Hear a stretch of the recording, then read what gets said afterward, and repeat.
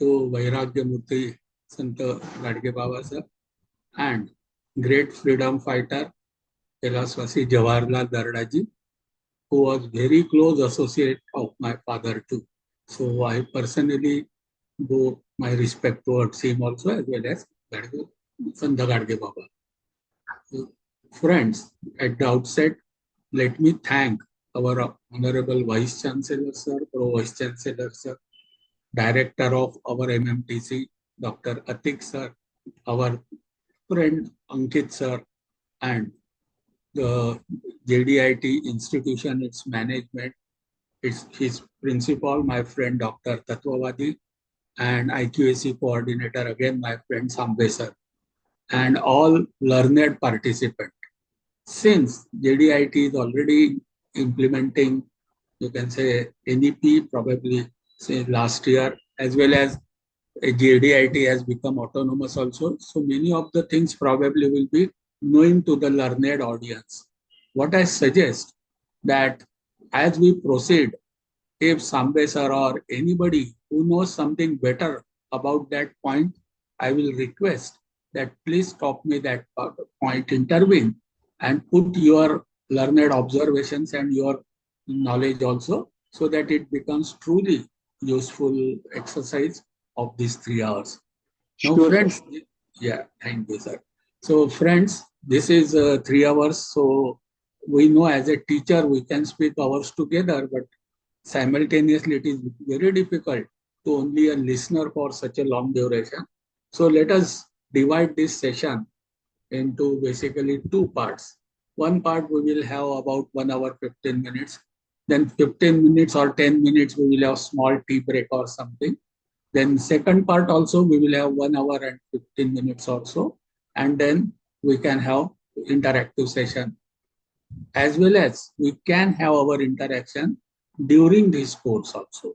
So with this, you can say brief, you can say scheduling of our today's interactive session.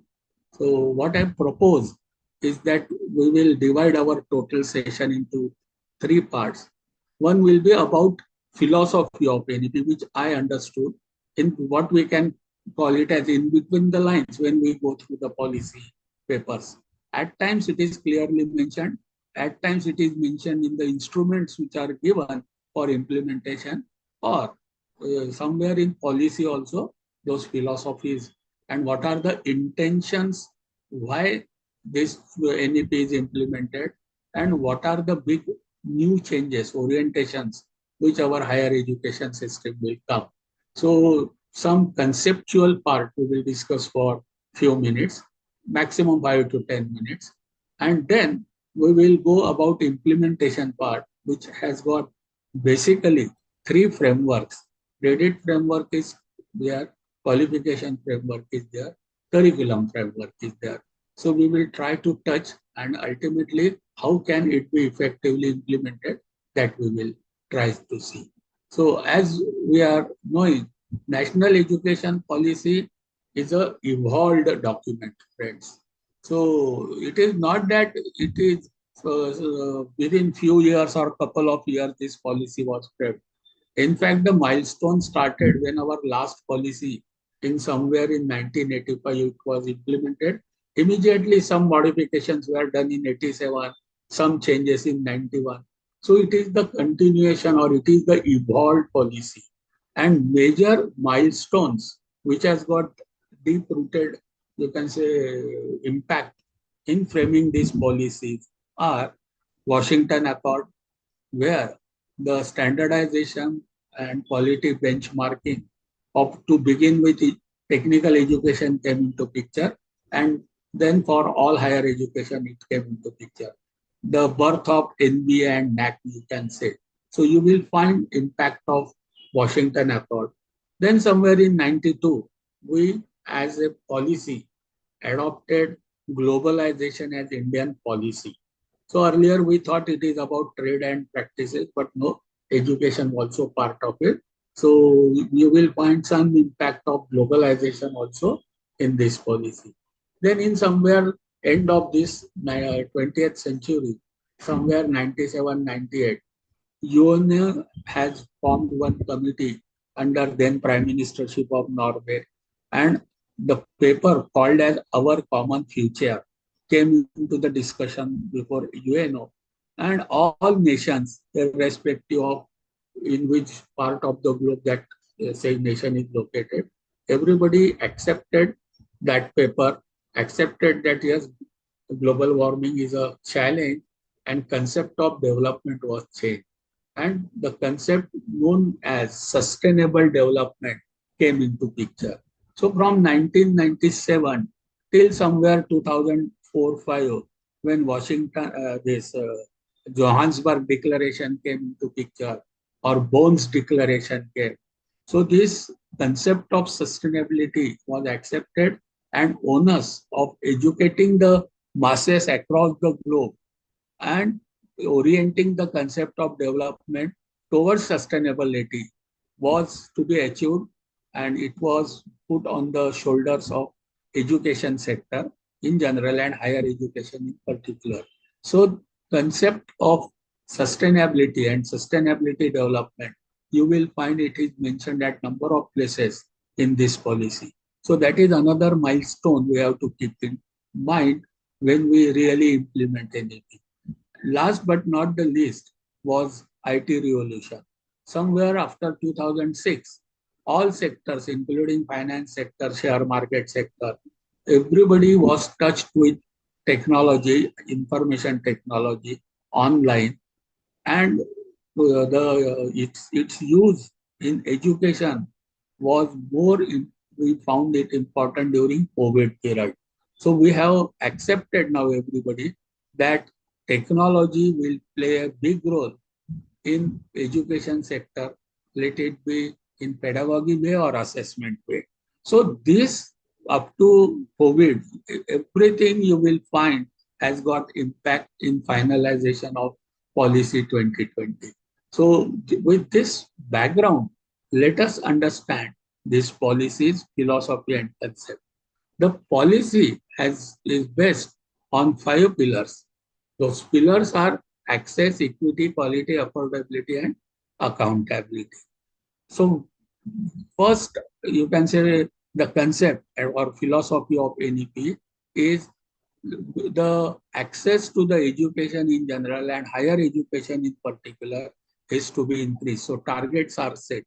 When this policy was implemented, that time somewhere 25% was GR, gross enrollment ratio. So gross enrollment ratio talks about something. Those who have passed 12 and those who are in university system under the age of 18 to 23. So that ratio, they called it as gross enrollment ratio. And it was around 25-26 when policy was implemented.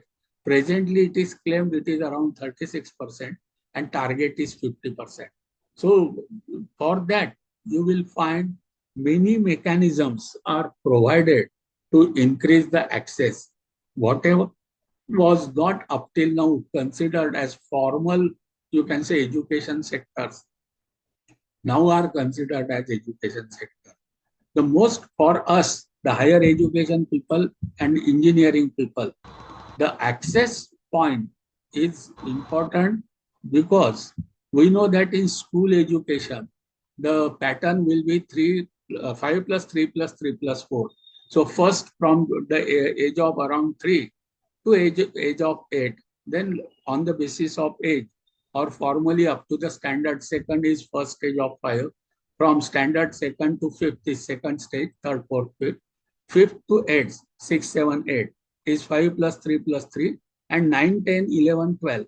It is plus 4. So 10 plus 2 will be replaced by now 5 plus 3 plus 3 plus 4. So students which we will be getting through one route will be 8 plus 4. Means after 8, 4 years formal education, those students will come to us. But simultaneously, because of integration of vocational education in academic education, only one example I will like to quote. A student has studied up to 8th in formal education system, completed ITI 2 years, and then completed 2-3 years of experience, appears for some national level test where he verifies that student, you can say validates the level attainment of 4 can enter into first year of higher education. So first year of engineering, first year of science, first year of arts, science, commerce, a student can enter without doing 10 plus 2 as well. 8 plus ITI plus experience plus qualification validation of attainment of level 4 will make it possible for a student to come to level 4.5. So whether formal, whether informal, whether online, whether offline, the form of education is not as important as attainment of the level or attainment of the outcome. So through this system, the access is will be made open to the student, and the target of 50% GR is to be attained. So when we will design our curriculum or whenever we will design our admission systems, the provisions given under the, you can say, pillar of access, we have to keep in mind, we have to understand. Second is equity. The concept of equity is whether student is located in remote place, rural place, urban place, or metro place, the type of quality of education, the student has got right for getting same type quality of education. That is why online education, MOOC, massive open online courses, Swayam courses, they are permitted so that students through use of technology can have access to the same quality what a person, irrespective of from where the student is getting education, when the student is getting education. If the student wants education anytime, anywhere, access will be available using technology and online courses, so that the concept of equity, getting same quality of education, same type of education, that is how the equalization and standardization education is being done. So second pillar is equity, and to ensure equity, you will find at every level of education, there will be specifications associated with that level, qualifications associated with that level. So whole education is now getting converted into competency-based education, level-based education, and which each level of education, say for example, we will discuss it in detail later on, say for higher education, level 4.5 to level 8, those are the level 4.5, 5, 5.5, 6, 6.5, 7, 7.5, and 8. So when we talk about any level, say level 5 or 5.5, each level will be assigned with certain specifications, and according to those specifications, the qualifications will be awarded. So this is the mechanism through which equity is to be attained. So when we will go for implementation or curriculum framework, or you can say designing syllabus or delivering the syllabus or assessing the student, so those specifications based on level, we will have to keep in mind henceforth. That is how the second pillar, that is equity, is to be achieved. Third is, of course, quality. All of us know that accreditation system is again reoriented, whether it is NEP or whether it is NBA. There will be a new body which will first accredit the accrediting agencies, and along with NAC and NBA, there may be n number of accrediting bodies. So new vertical in terms of accreditation will be created as an implementation of this policy. But today, we will not go into detail because we will be restricting ourselves for credit framework, curriculum framework, and qualification framework. Affordability, we need not talk. Everybody knows India is a diverse country with heterogeneous groups. So affordability through government supports, various scholarships, various schemes, those will continue. In fact, probably private sector will also be mobilized through their CSR, etc., so that education becomes affordable. The fifth pillar is you can say red mark for all those who are in higher education. Accountability. Whose accountability? How it will be measured? If not found up to the standard, what may be the measure? So those things now in due course of time, many instruments on accountability will also come. We will not go into detail presently, but all of us must be aware of 5 pillars of NEP. Now, and after we have understood the progress of national education policy or evolution of national education policy, that is takeaway for first our discussion is that NEP is not a policy which is formulated because of some change of government or new perspective, but it is the evolved policy. So it is in continuum of our last policy, etc. And global, there are certain global events and national events which has greatly impacted in formulation of this policy. Those impact elements also we have discussed. Maybe Washington Accord, maybe sustainability, maybe you can say Bones Declaration or IT Revolution. So those impacts have been considered while framing the policy. And we have also understood there are 5 pillars. And for us, important will be to understand access, equity, so then quality, affordability, and accountability.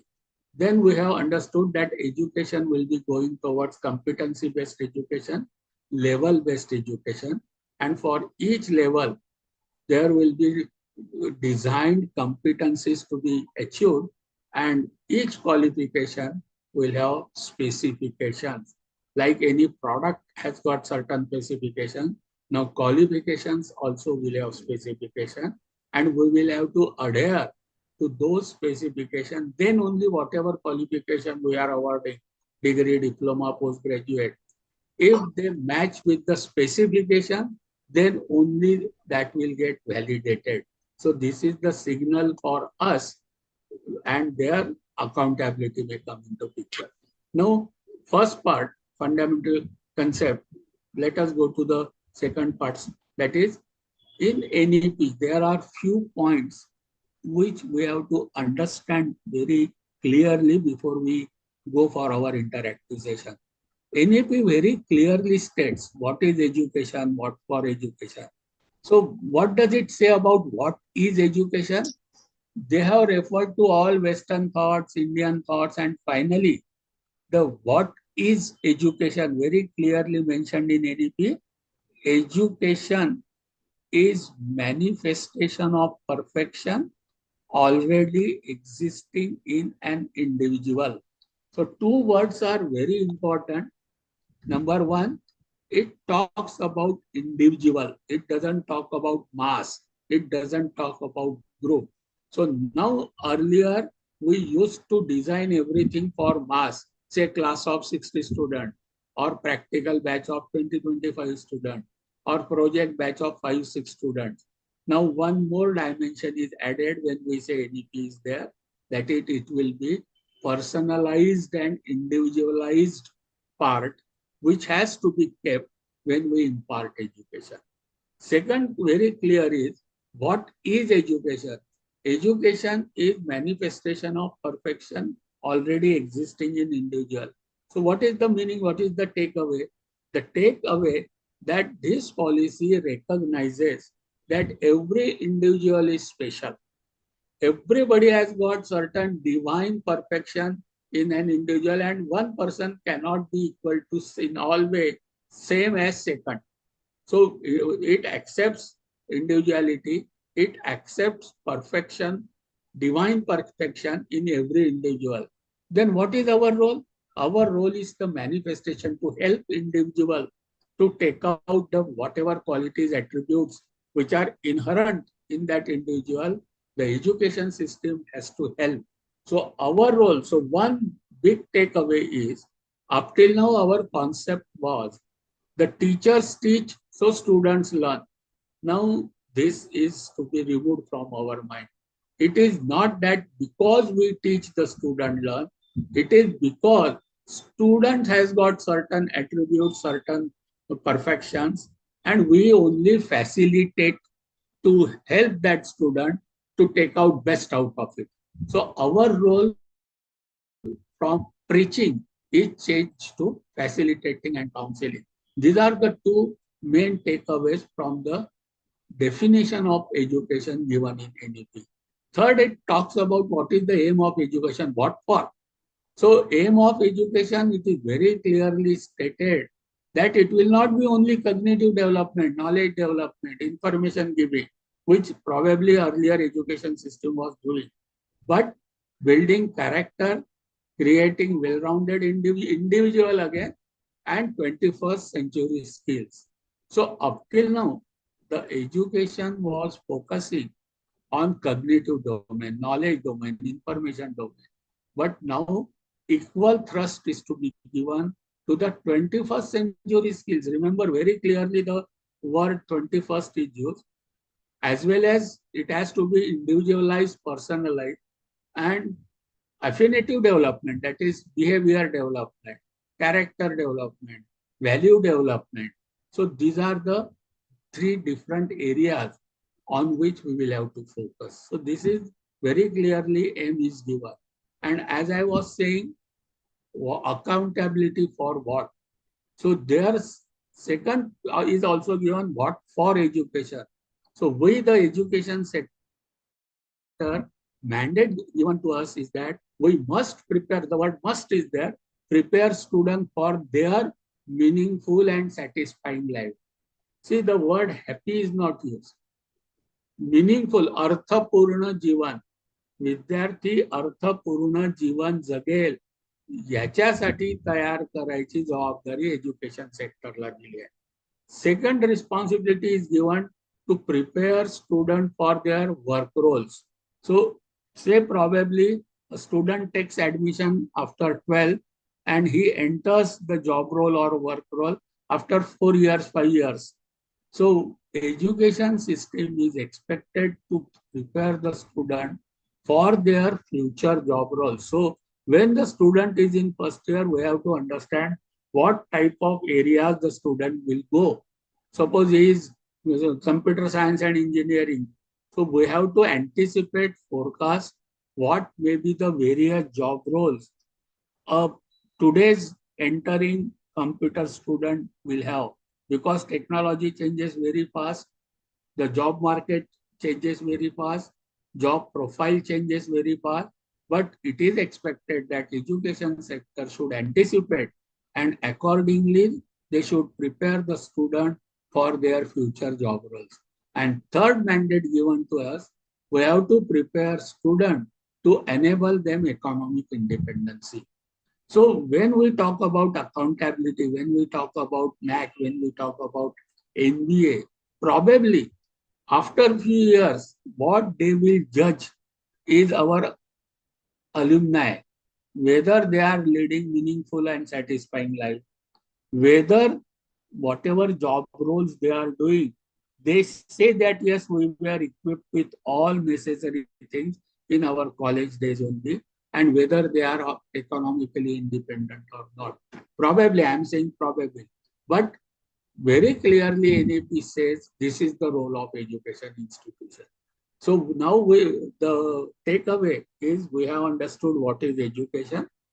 So first thing, education is developing attributes of every individual.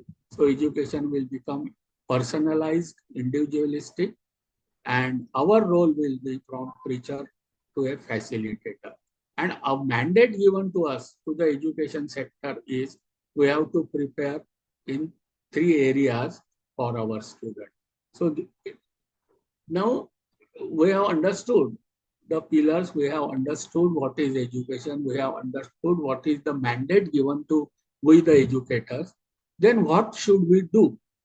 The policy also helps, gives advice on how to go ahead.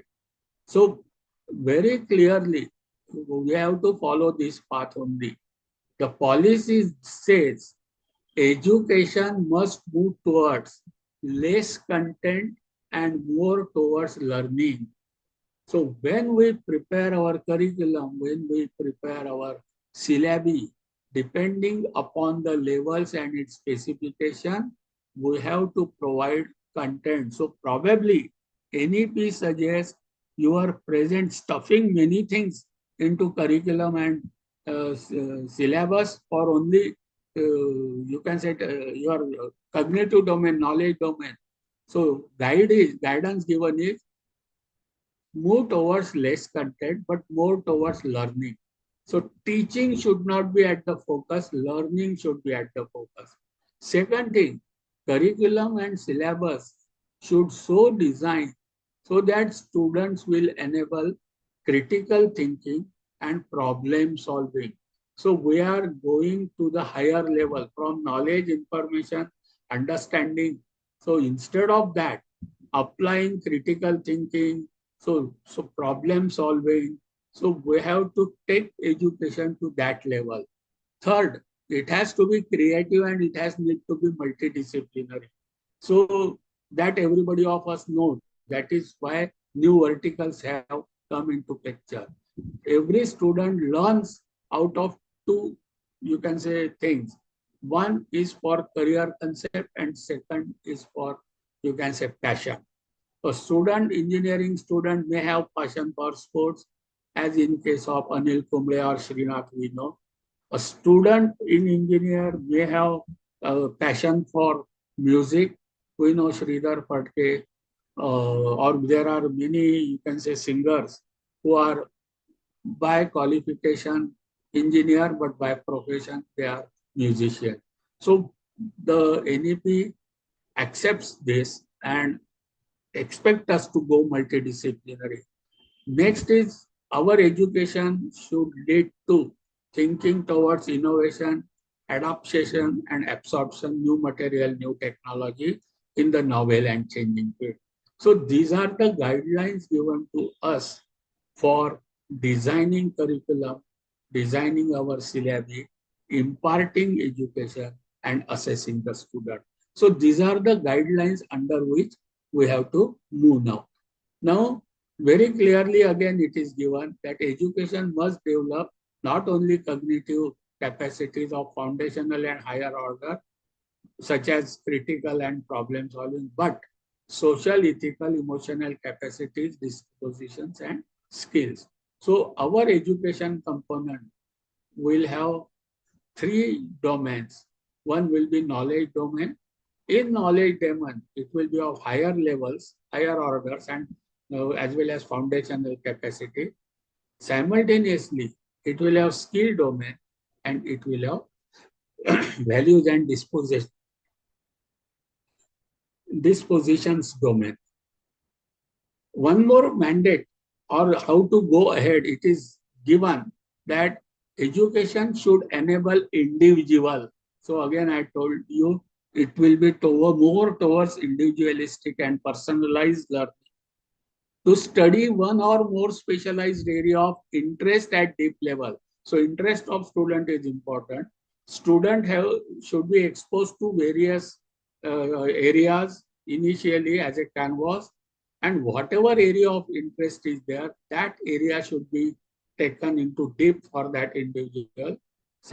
Simultaneously, skilling capacities, arts capacity, humanities capacity, professional, technical, and vocational subject as well.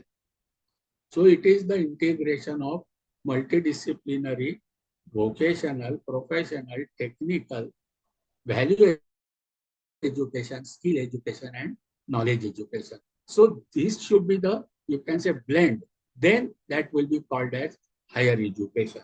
So that is why you will find there are 6-7 verticals given when we really implement NEP. So later on we will say, but the reason for so many vertical is the mandate of policy and advice given by the policy in this. So we know there will be now 3 domains of education. First will be knowledge domain, education, that is cognitive domain. Second is skill, that is psychomotor domain. And third is affective. So when we will have curriculum design or syllabus design, we have to take care that all three domains are covered in each level. That is how it will get adhered or mapped with the specification of that level. So takeaway is henceforth education will be in three domains: knowledge domain, skill domain, and values domain. Now, in knowledge domain also, we have to understand there are two types of cognitive or knowledge domain. One is descriptive knowledge, which we are doing for years together, knowing that Earth revolves around the sun. So it is the fact, it is the principle, those are the philosophies, those are the, you can say, laws. So that descriptive will be there. But now the approach towards giving descriptive knowledge will not be only giving knowledge, but giving ability to the student to reason why these facts are true. So generally our principles, laws, philosophies, we consider they are true. And we up till now used to say that define something, explain something. So the truth, we are expecting them to understand and put. But now approach will not only be, you can say, again, repeating the facts, repeating the laws, repeating the principle, but the question should show that we have tried to increase the ability to reason. So critical reasoning, analytical aptitude, that is what is to be given even in descriptive knowledge. Second is, of course, procedural knowledge, that is knowing how. One is understanding and knowing something, and second is how to do it. So that is the procedural knowledge. So problem solving, reasoning, critical thinking, effective communication. So those capacities will have to be imbibed even in cognitive domain. We know that cognitive domain, as per Bloom's taxonomy, is having 6 stages. So these 6 stages are remembering, understanding, applying, analyzing, evaluating, and creating. So as the level-based education will progress, the we have to, even in cognitive domain also, we have to use higher and higher, you can say, steps of this taxonomy.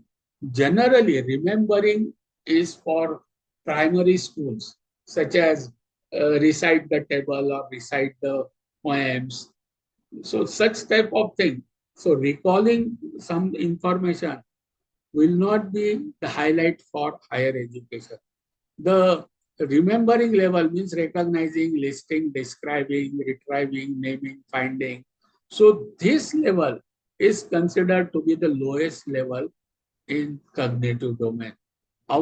In case of higher education, it should minimum start with understanding, then applying as we go to higher and higher level, third year, fourth year, analyzing, evaluating, and creating. Understanding means interpreting, summarizing, paraphrasing, classifying, explaining. So whether student has understood or not, but understanding something is not sufficient. Whatever is understood, the student should be able to apply.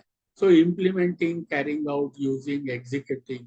So that should be and our question paper should reflect that we are under applying, you can say, level. Above that will be analyzing, that is breaking information into parts to explore understanding and relationship. Such as comparing, organizing, deconstructing, then interrogating, finding. Above that will be evaluating, justifying a decision or course of action. So checking, hypothesis, critique, experimenting, judging. And finally is generating new ideas, new pattern, that is creating or synthesis. So generating new ideas, product or ways of viewing things. So designing, constructing, planning, producing, inventing, that will be the level. So in cognitive domain also, there will be two types of knowledge: descriptive knowledge and procedural knowledge. In this knowledge also, there will be 6 levels from remembering to creating. And we in higher education should generally start from understanding, applying, analyzing, evaluating to creating. So that should be level based. They have to be very clearly mentioned in curriculum, and you can say our syllabi. Our teaching should justify that we are following this level, and mainly our assessment. Assessment will be very important component of NEP. So it should reflect that we are at a proper level. Now, second domain in which we will be designing curriculum, you can say syllabi, teaching the student and assessing the student will be the skill domain, training domain, doing the things themselves domain, and in general terms it is called as psychomotor domain. So two things we should know here: skill and competency. The skill has to be given, so it will be ability to, needs to be consistent and repeatable and adaptable to the different situation. That is skilling. And competencies are learning achievements that are observable and can be assessed systematically. So these two terms, skilling and competency, will dominate the psychomotor domain. So as we will go into detail of curriculum framework, we will do more about this terminology. But again, this psychomotor domain is having 7 stages, from perception to organization. Get, set, go. That is perception, set, and guided response. They are generally lower level. So in our first semester practical, we may say that teacher has given complete procedure, complete instrument, and we are expecting student to be perfect in practicing whatever is told. So they are responding whatever is given, guided. But as the student approaches higher levels, it will be expected that student is able to identify the instrument. Only problem statement will be given, and student is able to identify the instrument, the procedure, and comes out with the solution to the given problem. So this type of doing skilling is expected in level based. So takeaway is, our first semester practicals, the way we are conducting will be different than 6 semester, 7 semester, 8 semester practical. Because even though it is practicum experimentation, but the approach level at which the competency is expected is different. So when we will go to the competency part, that time probably these things will be more clearer to us. Third domain is values and disposition domain. It is found that effective action, they need strong motivation in addition to knowledge and capacity. So third component, along with knowledge and capacity, will be value component, disposition component, because they are the sources of motivation. Values are beliefs about what is right and wrong, while dispositions are attitude and perception that form the basis of behavior. So we have to give value system, we have to give proper attitude and perception, so that the behavioral change is also seen and it is demonstrated by the student. You will find that behavior is also one of the specifications for various levels. So we have to assess, certify, proper type of behavior is imbibed by the student, then only qualification can be given. So summarizing, up to what we have done up till now is, just I will take a brief, you can say, we will go back. We have understood how this NEP got evolved. Then we have understood what are the pillars, 5 pillars on which this policy stands. We have understood what is access, what is, you can say, equity, what is quality, affordability, and finally accountability. Then we have understood from the policy guideline, the concept of NEP, what is education. So 3 keywords we have understood. It will be more towards personalized, individualistic. We will know that every individual has got certain attributes or qualities, and the education system is role is to facilitate rather than only telling and preaching. So this is from the definition of education. Second aim of education, what for education. So clearly to educators, mandates are very clearly given. Education is to be given so that students will lead a good, meaningful, satisfying life. Education is to be given to prepare them for their future job roles. So we have to understand what are the areas where my student can go, and we have to ensure that he is equipped with knowledge, skill, and behavior. And third, we have to ensure that students lead the economical independent life. So that is the purpose for which we are education is to be given.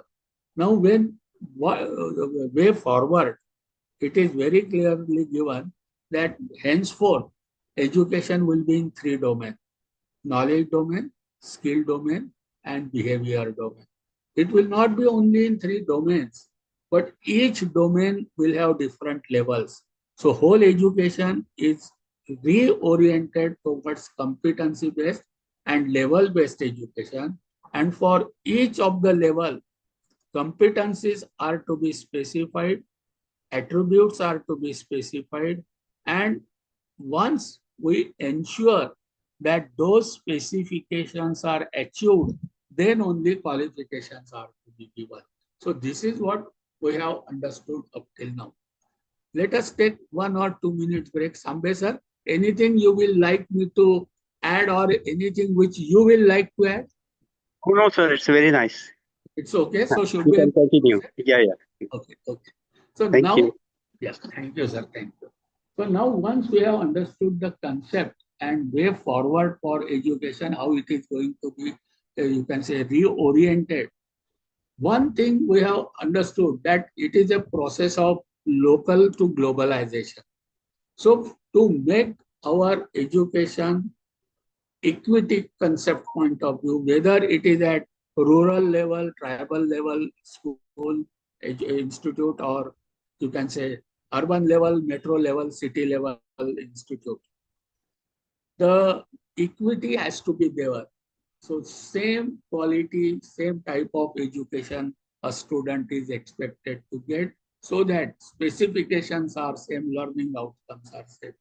So to enable it, various instruments are given along with the policy, so that the policy is implemented in a standard way, keeping in mind its journey from local to global through nation, and there will be certain standard frameworks under which each of us will be operating.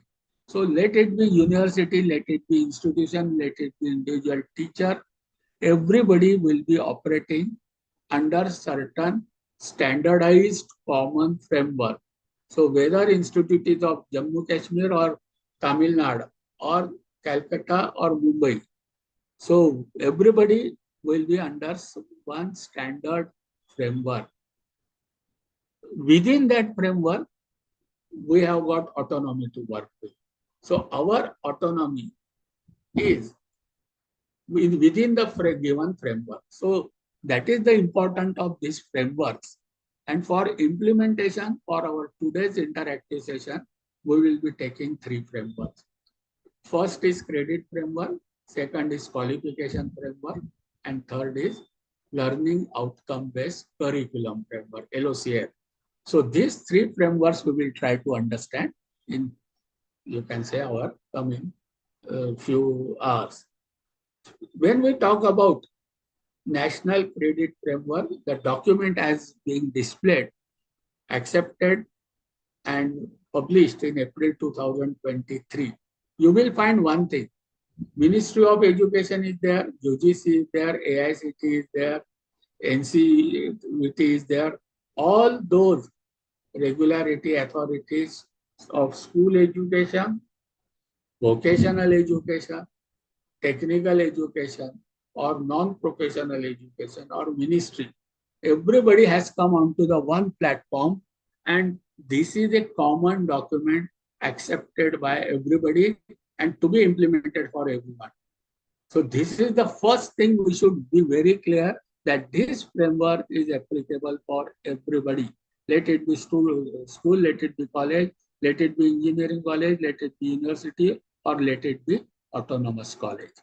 Now, what is the, you can say, basic principle on this basis this national credit framework is there. Now, credits are the function of achieving desired learning outcome for a program, for a course, for a training determined by successful assessment. So, what are the keywords? Number one, it will not be based on marks, it will not be based on grades, but it will be based on achievement of, means a student, a learner has to demonstrate the achievement of learning outcomes. What are those learning outcomes? Expected learning outcome, desired learning outcome. What is the takeaway? Whether it is program, whether it is course, or whether training, first thing we have to spell out what are the expected learning outcome. So without spelling out desired learning outcome, expected learning outcome, no program should run. So today we are learning, suppose, FTP, and my session is about, say, implementation of NEP and this framework. I must specify what do I desire at the end of this program. So I specified at the end of this 3 hours learning session, the participants will be able to apprehend and understand the, you can say, evolution of NEP, concept of NEP, orientation of NEP. This may be my first expected learning outcome. My second learning outcome will be all the participants will be able to understand and apply earning of credit by the learner.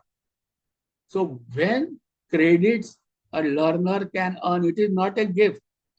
Marks are sometimes given, but credits are necessarily to be earned. So at the end of this session, all learned participants will be able to understand and apply the earning of credit. At the end of this session, all participants will be able to understand and implement the components or dimensions of learning. What do we mean by learning? What are the components of learning? What are the dimensions of learning? When we can say that student has done learning, so what are those dimensions? As I told you in the first part, that henceforth, whether it is online, offline, whether it is blended, whether it is through open source, so mode of learning, or whether it is through experiential learning, only through working somewhere and learning. So whether what mode of learning is adopted is not important, but attainment of expected learning outcome will be important. So we should understand what are various dimensions. When can we say that student has undergone the process of learning, hours of learning? So for the up to this slide, these are my expected learning outcome. So similarly, when I take my first lecture, or if I take one unit, or if I take one complete course subject, I have to specify what are my intended learning outcomes of the learner. What are my expected learning outcomes from the learner? What are my desired learning outcomes? I have to very clearly specify. And at the end of the session, I have to assess the student and to map whether what I was expecting, whether students have achieved it or not. And when this thing happens, then only credits have to be given. So this is the basic principle on which this credit framework is there. So from where student can earn the credit? The credits can be earned by completing certain academic education. Credits can be earned by virtue of undergoing certain vocational education, training or skilling program also. Credit can be earned by experiential learning, including professional level, internship, field visit, seminar, project. So wherever experiential learning takes place, participation in sports, drama. So from wherever learning takes place for three domains, somewhere student may learn behavioral aspect, somewhere student may learn skill aspect, somewhere student may get information or knowledge. So any domain acceptable. Wherever learning happens, we can say that, okay, student has undergone learning, but important is whether the desired learning outcomes are attained or not. What is the takeaway? So whatever activity, if I take student for industrial tour, first and foremost task will be, after undergoing this industrial tour, what students are expected to learn. We'll have to spell out 5, 6, 7 things. Then only the tour will take place. And after completion of industrial tour, there has to be some assessment, small examination, some questions, some quiz, wherein we will confirm that what expected learning was there, whether students have achieved, and to what extent, attainment to what extent, whether 90% student have achieved, whether 70% student have achieved. And we have to give some benchmark. Say for some difficult subject, we may say that, okay, even if 70% students are able to demonstrate, we accept that achievement has taken place. For some subject, we may say that no, 90% student must show it. So it will be the benchmark to be set by the individual teacher also. So when this process is done, then only credits can be earned. Now, these credits assignment are also related with notional hours of learning. This is the important part of National Credit Framework. Those who are not giving attention, I request them to please be attentive for this slide, because this is very important. Whenever later on, when some audit may take place, these are the things which may be checked. Up till now, our concept of one academic year was, say, from July 1st to 30th April. They say, okay, you continue with it. Our earlier concept was one academic year will have 2 semesters. One odd semester, one even semester together will become one academic year. They say, okay, continue with it. Our concept was one academic year means 180 teaching days, and one semester will have minimum 90 teaching days. The NCRF says, okay, go ahead. Now, in addition to that, NCRF states, now it is globally accepted way of notional hours and credit. One academic year means minimum 1200 learning hours. So along with our earlier concept of academic year, the new concept has to be added, and we have to keep it in mind that one academic year must show 1,1200 learning hours. So one semester must show minimum 600 learning hours. And minimum credits for 1,200 learning hours will be 40. So 1 year, what we say earlier, we used to call 1 year. So many 600 marks, 1,200 marks, no. Now 1 year means 1,200 learning hours is equivalent to 40 credits. So this formula everybody of us has to keep in mind, that throughout India, in alignment with global practice, 1 year will necessarily have 1,200 minimum learning hours, and for 1,200 learning hours, credits will be 40. So obviously, one semester will be of 600 learning hours and credits will be 20. That is why in GR and all our university curriculum framework, you will find one semester is of 20 to 22 credits and 1 year is of 40 to 44 credits. From where that 20 credits has come? That 20 credits have come from 600 learning hours. Now, every semester must have minimum 15 to 18 learning weeks in 90 teaching days. Therefore, 600 upon 15, so 40. So every week should be of minimum 40 learning hours. If our academic calendar is of 15 weeks, then each week must show 40 learning hours. If our academic calendar is of 18 learning weeks, then our minimum learning hours are 35.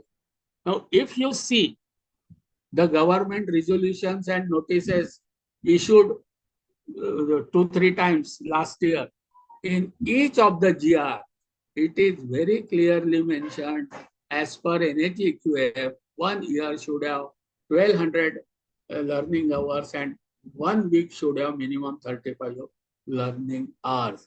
So 1 week, if it is 35, then our academic calendar should be of 18 learning weeks. If our academic calendar is of 15 learning weeks, then our learning hours should be 40. So learning hours per week multiplied by number of learning weeks must be equal to or greater than 600.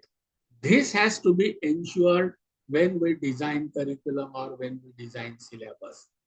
If later on, if when equalization or standardization will come or some audit come from new, now the National Higher Education Commission is coming in place of UGC ICT, they may ask each university, each autonomous college to submit the scheme. And if our scheme is not of 40 hours per week, probably they may not validate it for our, you can say, qualification. If our scheme per semester is less than 20 credit, they may not accept it.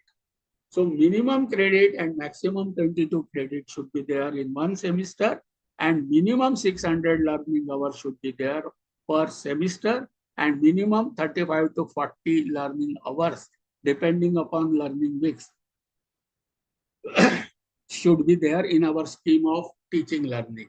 So this is the meaning of, you can say, or mandate of national credit hour.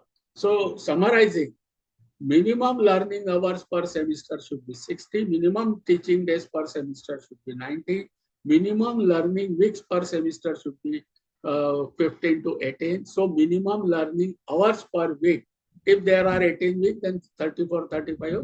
If 15 weeks, 40. It's better we keep the figure of 40. That is a better thing. And how learning hours are equivalent to credits? For theory and tutorial, 1 hour per week. So there are 15 weeks. So 15 hours per semester means it is a 1 credit course.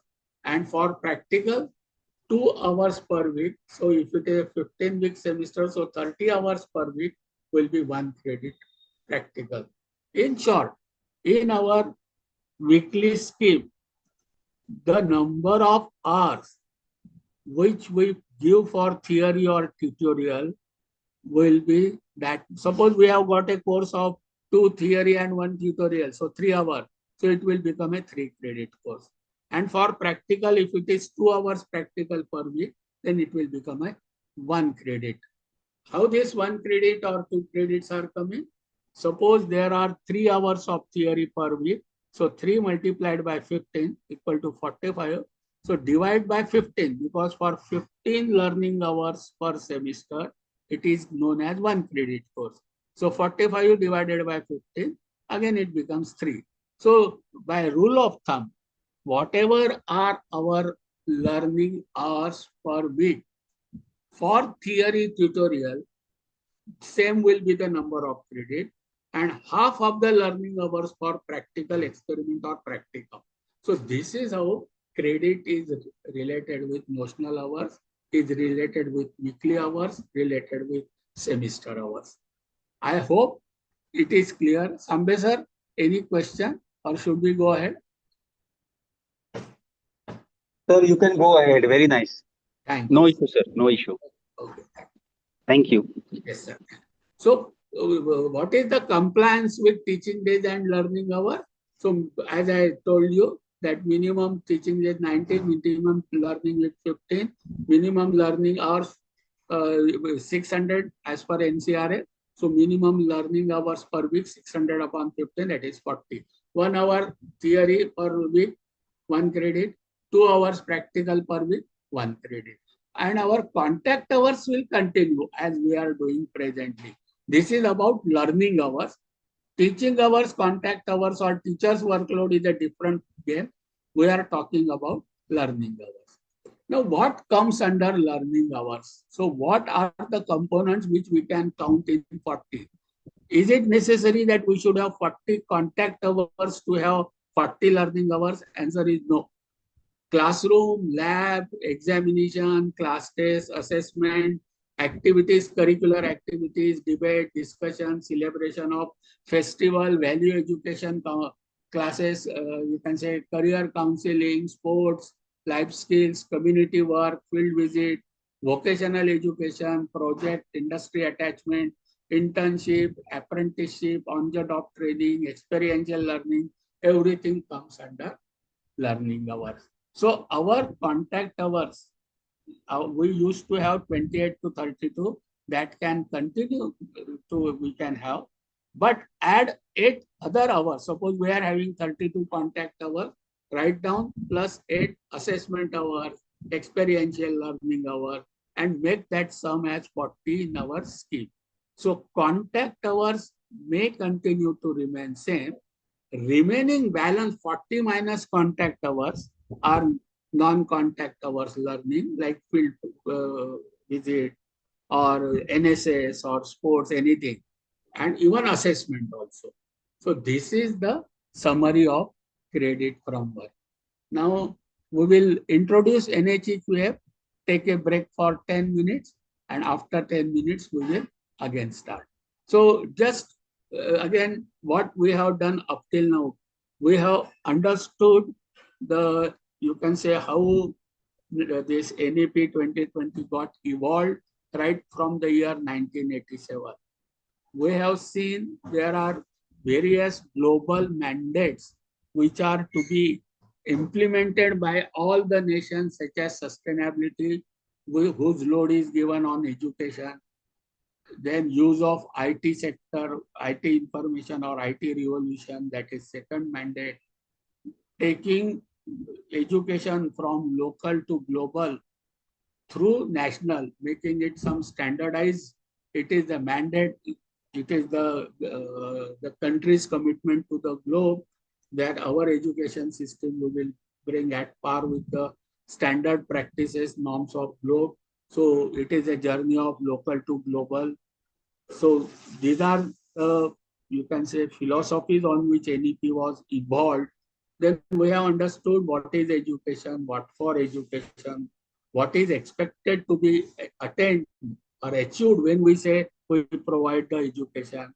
And it has to be in 3 domains: cognitive domain, psychomotor domain, affinitive domain. Then we have understood that we are going towards competency-based, level-based education. And each level will have specifications. And we have to show, demonstrate that our level matches with the specifications, which we will discuss now slowly. And that depending upon the specifications, the qualifications will be given. So then we have the, for implementation purpose, first standardization step is moving from marks and grades towards credits. And international way of credit giving or earning credit is accepted by our country also. And we have understood now the meaning of 1 year, 1 semester, 1 week, and how it is related with this notional hours of learning are related with credit. Say 1200 learning hours, 40 credits, 600 learning hours, 20 credits. So 1 semester will be of minimum 20 credits and 600 learning hours. So once we have, and what comes under learning hours, that also we have seen. And we have seen credit can be earned when triple test is passed by the student. What is that? Now, notional learning hours. Second is attainment of expected learning outcome. And third is assessment by competent authority. So our role is now more as a competent authority of assessment, and rather than teaching we will be facilitating, and our more focus will be on giving expected learning outcome and assessing the student so that they are able to demonstrate the expected learning outcome. And when the assessment is done by competent authority, when students has demonstrated the achievement of expected learning outcome, and when the student has undergone the program of required duration, the credits will be earned by the student.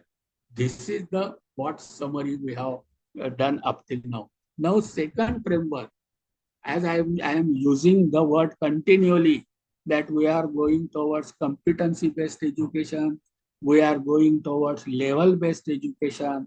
For each level, there will be specifications, those on 5 parameters. Unless those specifications are shown, demonstrated by the student, we for that level, we cannot give qualification for that level. So level will be linked with qualification. Qualification will be linked with some qualification descriptors.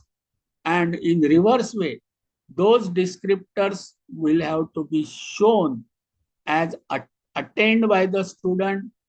Then only for only that qualification mapping with the level will be given to the student. This is the whole process of NEP implementation now. So let us understand this.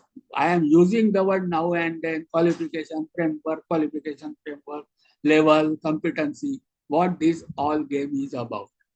So objective of national, friends, let me tell you, one step requirement is of integration of vocational education with academic education.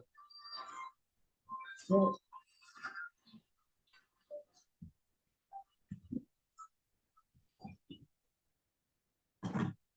there are various qualification frameworks in vogue in India now.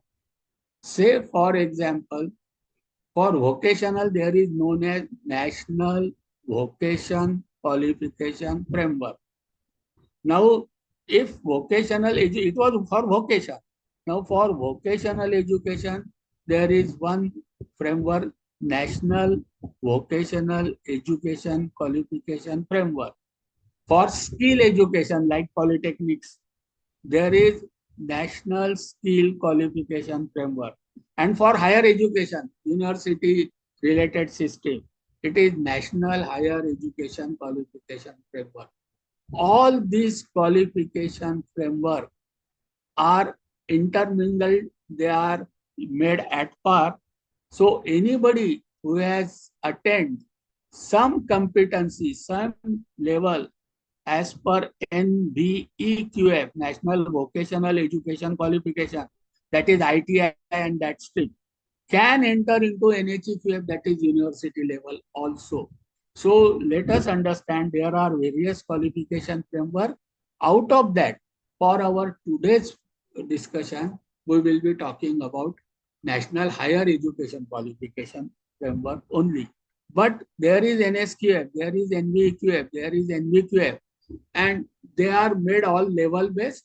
So a student attending certain level from NVQF can come to NSQF, attending something NSQF can come to NHEQF, and vice versa. So multi-entry, multi-exit, that type of education system is coming, and through this, the GR is expected to increase. So let us concentrate on NHEQF. Presently, we will not go into detail for other qualification framework. What are the objectives? Number one, academic standards and learning outcomes defining. So as I was telling, everything is now very well defined, and you have to follow those defined standards and outcomes only. It will enable horizontal and vertical mobility across various disciplines. It will promote international comparability. As I was telling, it is a journey from local to global through national. So you can globalization is one of it's the impact of globalization policy also. So everything will be comparable internationally also, and it will support employability and lifelong learning. So these are the objectives of NHEQM. The key features we will introduce and stop for 10-15 minutes. The key features are everything is made into competency based and level based. Up to level 4 is school education, means what we presently call as 10 is level 3. What we call it as HSSC or 12th is level 4. And our higher education, what we presently call is at first year is level 4.5. What we call it second year is level 5, and what we call it as PhD is level 8. So complete education instead of year wise or along with year wise is now transformed into competency based and level based, and level 4.5 to 8 are applicable for us, that is higher education. For each level, it clearly defines what are the graduate attributes, what are expected qualities expected when we say is a diploma holder, what are the attributes. So that qualification will be known by the given attributes. There are 12 attributes. When any graduate, let it be BA, BCom, BSc, BE, any graduate means those 12 attributes should be present in that person. Then only that person will be supposed to be a graduate person. आपण म्हणतो ना शिक्षित माणूस, सुशिक्षित माणूस एवढा मोठा शिकलाय पण सुशिक्षित नाही आहे.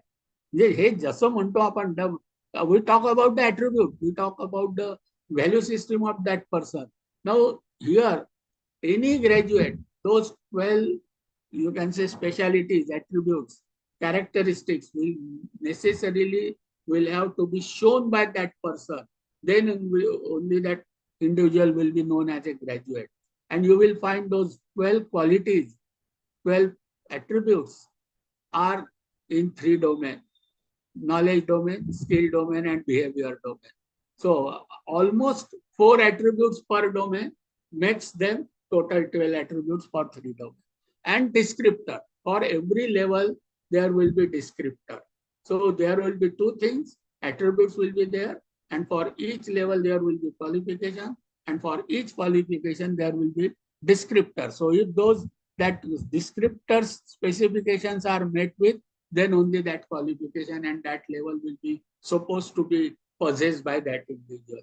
It also enables recognition of prior learning. As I told you, a student after doing 8th without doing 9th, 10th, 11th, 12th can come to first year of higher education.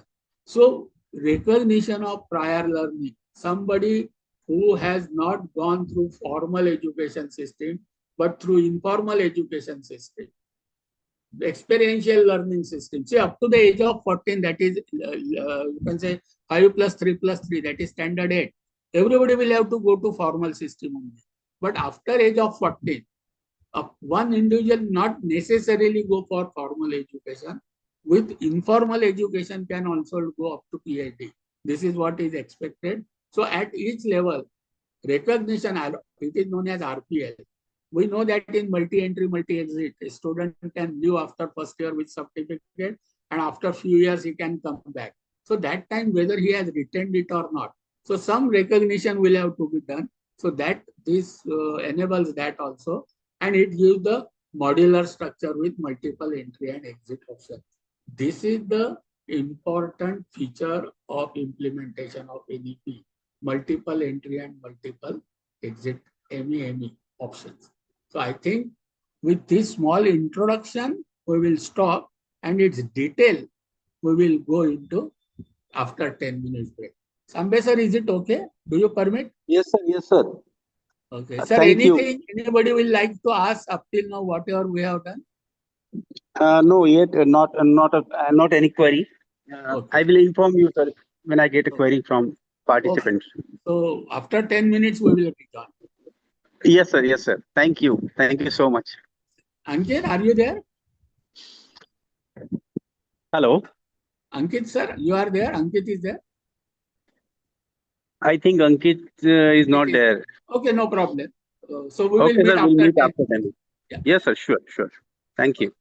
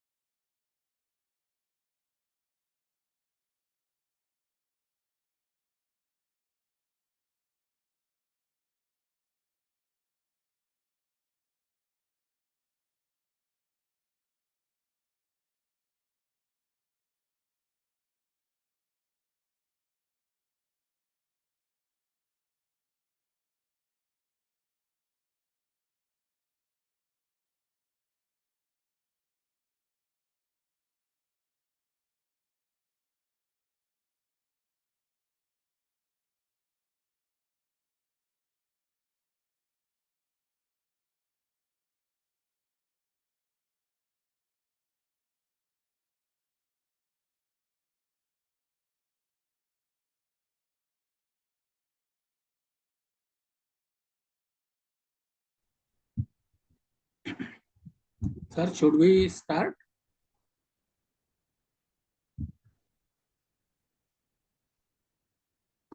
Yes, sir, please. Yes, thank you. So let us have a recap for 1 minute. We have started discussing about qualification frameworks.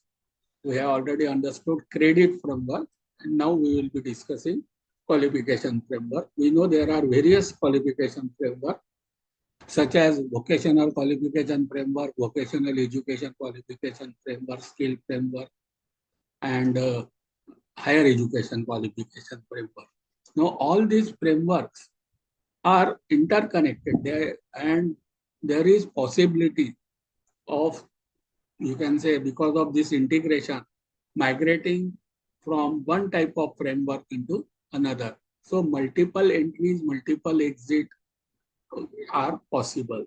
So with this, you can say intention, the frameworks and have been framed, and they are aligned with global frameworks. So again, I repeat, journey from local to global through national, the mechanism is through qualification framework.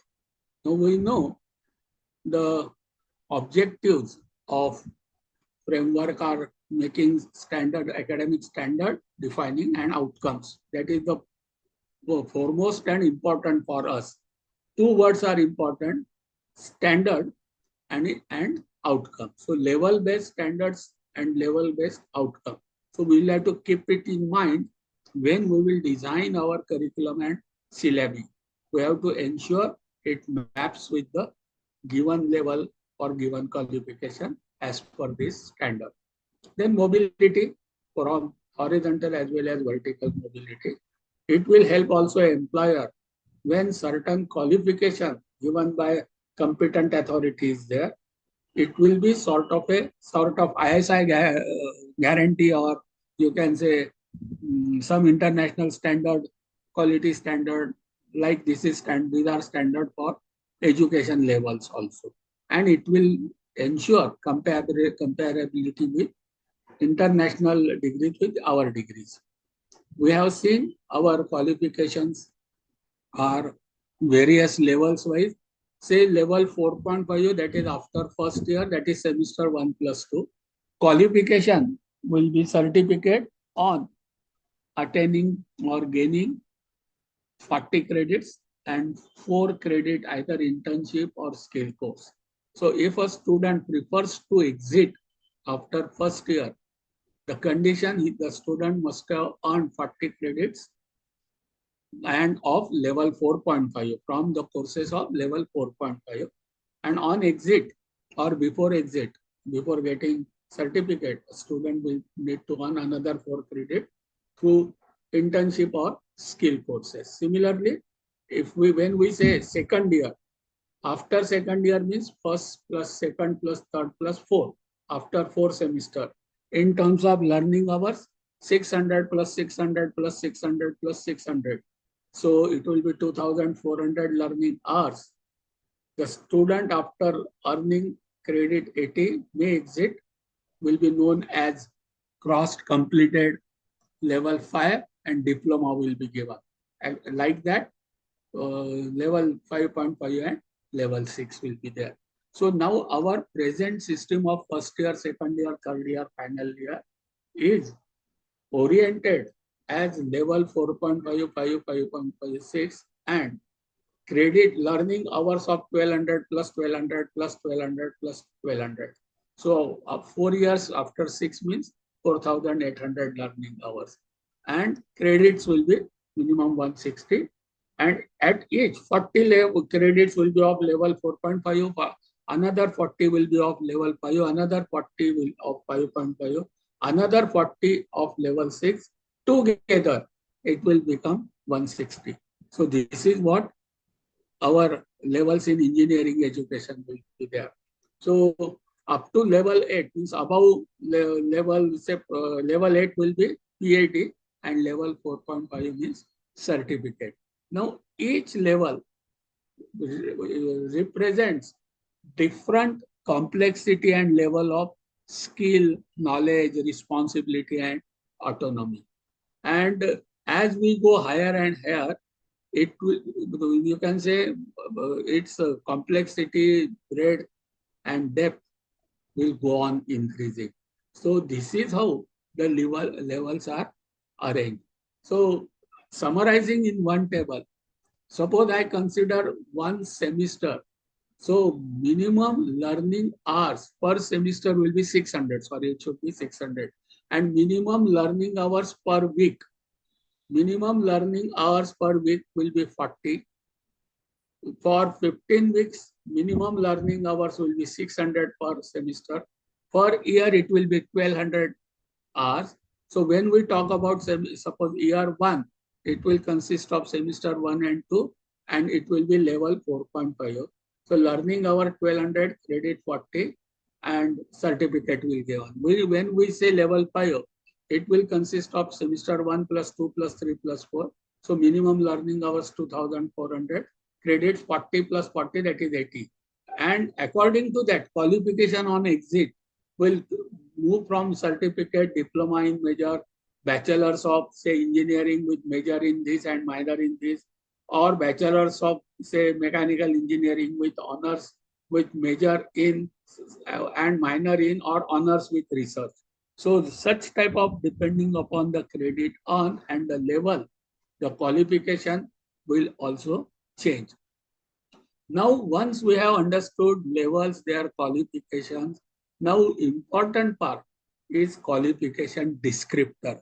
So what we have to understand in totality is this: a level, qualification, and for that qualification, what are the descriptors? And for implementation point of view, unless the student demonstrates attainment of those descriptors, those attributes, the qualification cannot be given. Any qualification should ensure attainment of those descriptor or attributes. So this is how the system will work. Say, for example, as I was saying, level 4.5, its qualification will be undergraduate. If exit, then 4 credit internship or skill enhancement. Like scale level 5, level 5.5, level 6, 6.5, 7, and level 8 is doctoral degree.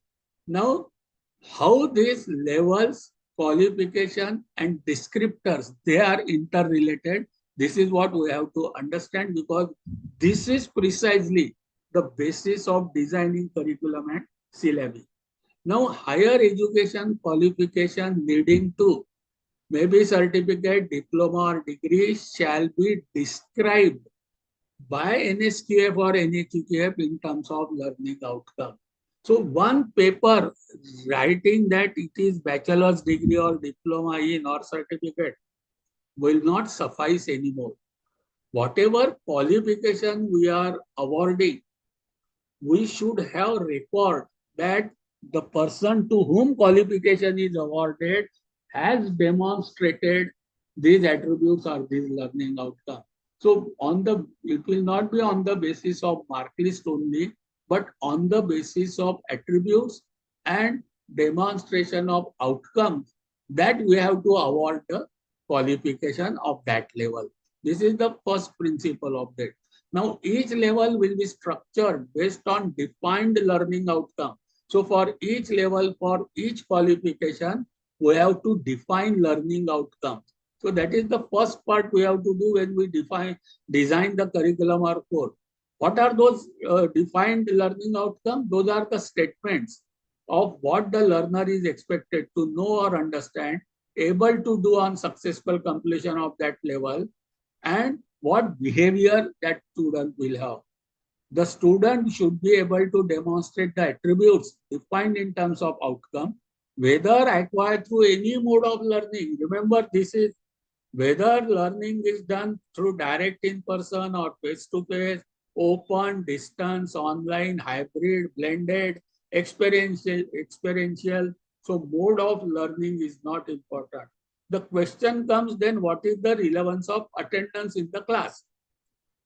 Already NEP clearly stated 40% of the courses can be done through book. So they are not expected to be in class. Some of the credits are to be earned in internship. They are not expected to be in class. Some credits are to be earned through co-curricular courses, through social outreach program like NSS or Unnat Bharat. So that time they will not be in the class. Some credits have to be earned through projects, through blended mode, through flipped learning. So that time student may not be in the class. So one thing we have to now understand that learning and presence in the class, that learning bracket is made more broader. Presence in class will definitely enable him for learning, but absence in class did not necessarily means non-learning. So we will have to devise the mechanism. If the student is absent and he claims, sir, I was doing some social work, so that time we will have to ensure expected learning outcomes are attained or not, and appropriate in that vertical we can give the credit. If the student says, sir, I was watching some videos of your subject only on Swayam or on YouTube or on Coursera, then we will have to have certain documentary proof that he has seen it. So students, you can say profiles, students portfolios will have to be maintained by the student, and we that time will have the role of assessor. Okay, you were not in my class. You say that you have attended lecture on Swayam of the same topic. So let me assess you, and if learning outcome are demonstrated in our assessment, in that case, that credit that student will get. So that type of system is likely to come when fully NEP is implemented. That is what at least I have understood, when very clearly it is mentioned that mode of learning is not important, but attainment of learning outcomes is important. 40% through MOOC, open learning, hybrid learning, blended learning, flipped learning, experiential. These are the words used in NEP. Experiential learning, flipped learning, blended learning. All these words are used in NEP. It means mode of learning is made more open, but assessment and attainment of the outcome by the student are more predominant. Now, these level descriptors, you will find that it is based on, you can say, Bolingo process, and they are known as Dublin descriptors. So these are from European qualification framework. India has adopted or aligned itself with European Union qualification framework, and our system is slightly aligned with, you can say, Dublin descriptors or Dublin parameter and Bolino processes. So just I have mentioned it, how local to national to global that journey is there. So we are adopting Bolino processes and Dublin descriptors. Now, in case of NSQF and NHEQF, both they have aligned themselves now.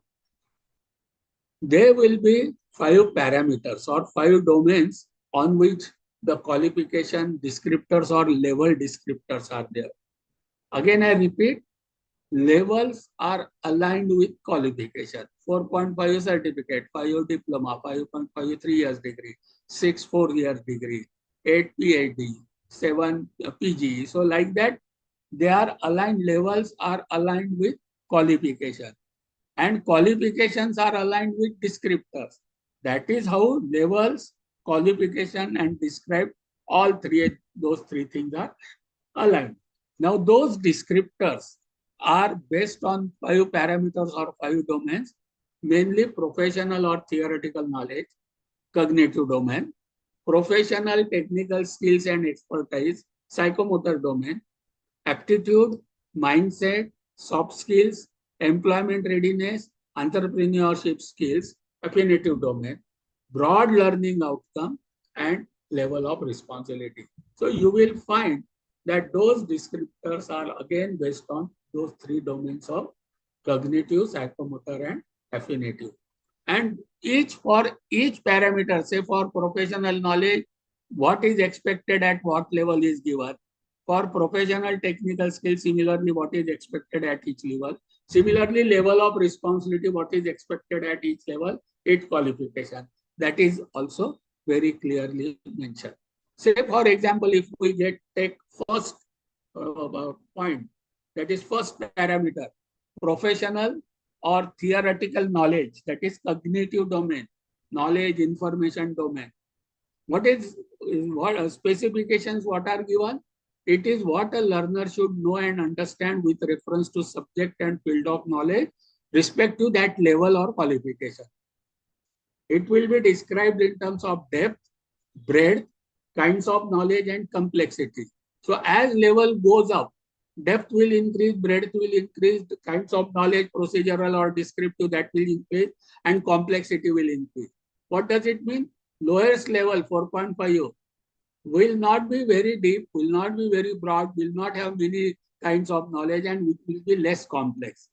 As it goes from 4.5 to towards say 6, these things will go on increasing. Now that should be reflected in our curriculum.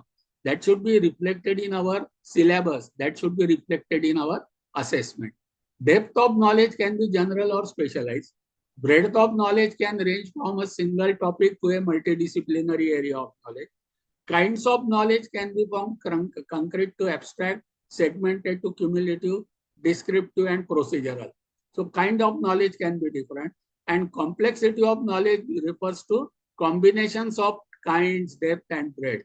So on this parameter, for each level and each qualification, professional knowledge element will be described. So for the certificate, what is expected, very clearly given. For diploma, what is required, and what is for 3 years degree, what is required. For postgraduate, what is required. On this parameter, for it will be very clearly described, and on that description only, curriculum, syllabus, assessment has to be based. Now, second is professional and technical skills. Here, what the professional skill, what a learner should be able to do, it is doing. It is psychomotor domain. That is cognitive and creative skills involving the use of intuitive, logical, critical thinking. Communication skills involving written, oral, literary, numeracy, verbal, non-verbal, that type of skills. Interpersonal skills and generic skills that a learner should possess to perform a task or a job competently, productively, and independently, and also as a part of team. Basic skills involves in dexterity and use of method, material, tools, instrument used for performing the job, including IT skills needed for a given level of study and work. So that on this 4 for a parameter, the description or specification has to be clearly given for each level and each qualification. We will see how it is described also. Third is aptitude and readiness and entrepreneurship skills. So it will be generic employment readiness, entrepreneur skills and mindset, digital, financial, and legal literacy, entrepreneurship, inclusion and diversity, and life skills. So on this, you can say 6 parameters also. There has to be certain statements for each level. To what extent employment readiness skill is required? To what extent life skills are required? What are those life skills? Those have to be clearly mentioned. And once, according to those specifications, according to those statements, we have to design our curriculum and then individual courses. So this is how the syllabi, curriculum planning and syllabi framing, teaching and assessment have to be done level based. Fourth one is broad learning outcomes. What are generic learning outcomes? That is competencies, what we can say. Performance criteria and process orientation, specialized and complex job tasks. Those should be mentioned. What type of job of this qualification holder or level completions, 4.5 certificate. So what type of job task or specialization person should have? If level 6, you can say 4 years degree.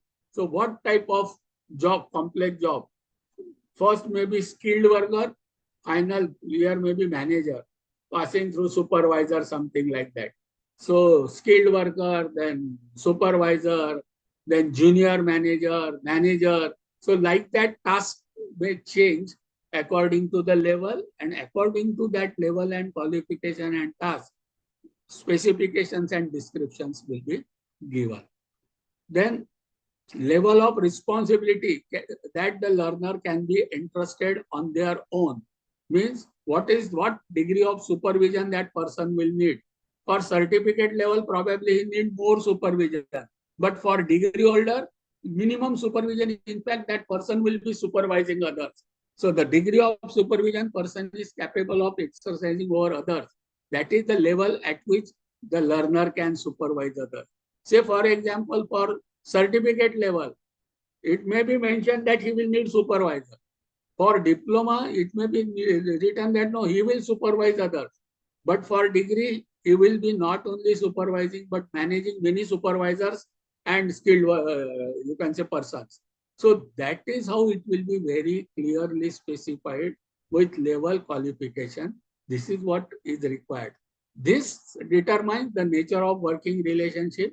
It determines the level of responsibility for self and others, managing the change and accountability for action. So depending upon level, this will go on changing. Say, for example, say elements of descriptor I have written, in together I have given now. Level, say undergraduate 4.5, undergraduate 5 diploma, 5.5 3 years degree, and level 6 bachelor's degree or honors or PG diploma. Say, for example, for level 4.5, it will be UG certificate. Then for 5, it will be diploma. Then for 5.5, bachelor 3 years degree. And for, you can say, level 6, it will be bachelor's degree or PG diploma also.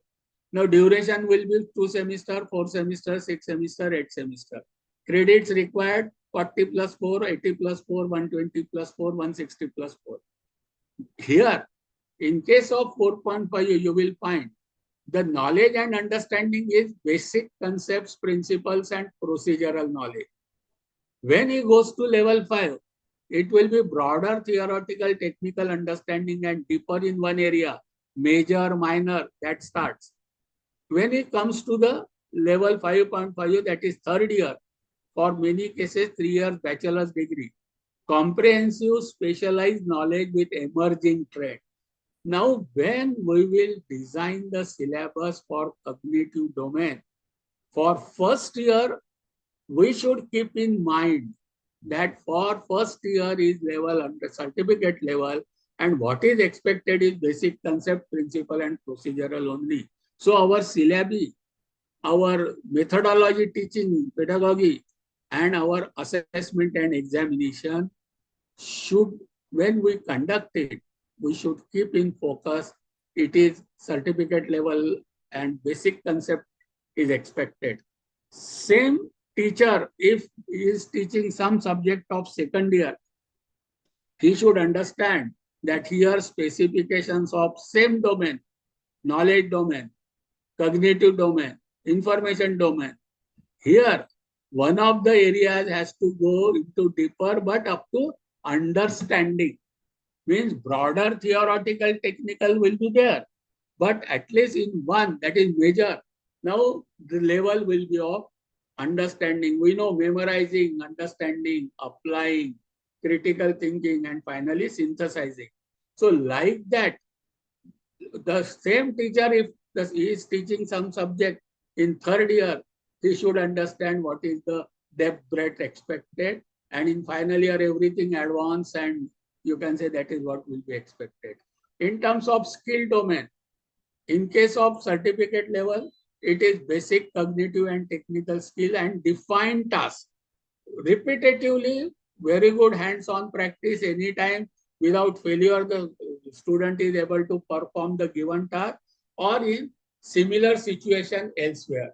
So their procedure is told to him, instruments are given to the student, equipments are given to the student, and he has to perform as per like a guided response. Whatever procedure is given, the student is able to perform. So in case of first year practicals, we can give the procedures and written, you can say, practical records, etc.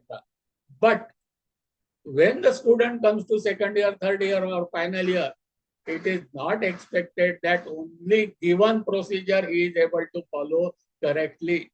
Now here, his moderate level cognitive and technical skills of analyzing and synthesizing should be checked. So our practicals of second year will differ than first year. And when it comes to third year, it will be about evaluating and solving complex problem and higher order analytical skills. Probably the students will not be given any instrument as it is. He will have to ask for this, solving this problem or doing this experiment. I will need this type of tool. I will need this type of technique. I will need this. So things are kept in the laboratory. Students will have to pick the correct tool, correct apparatus, apply it, and what optimally the best solution can be done, how best the experiment can be done, because his focus will be towards analyzing the problem and synthesizing the idea, not do simply repeating the procedure given by the teacher or mentioned in the book or in the practical record. So complete, you can say, change in planning the laboratories, in my opinion, will come when we say that we are implementing NEP. Same thing in designing the curriculum, and teaching methodologies will also change, assessment tools will also change as we'll go from level 4.5 up and up. Similarly, application of knowledge in case of certificate, that is first year, selection and use of basic tools to familiar problem. So teacher has told something, procedure is given, others, many times that problem is solved, competence is to be there in that first year student, where use of the basic tools the student is able to do and in a familiar situation. But second year, that is diploma level, it will not be basic knowledge, it will be a specialized knowledge and tools. And the problems will not be familiar, it will be some complex problem. So challenge with the teacher is, how do we design the experiment as we for first year separately, second year separately, third year separately, and final year. When third year degree, 3 years degree, you will find expected application. See, level, Bloom's taxonomy level of application is also increasing now. Analyzing and choosing appropriate method and tools to solve real world problems. And fourth, you will find it will be finding the solutions. So this is how expectation of application of knowledge changes as the student progresses from level 4.5 to level 6.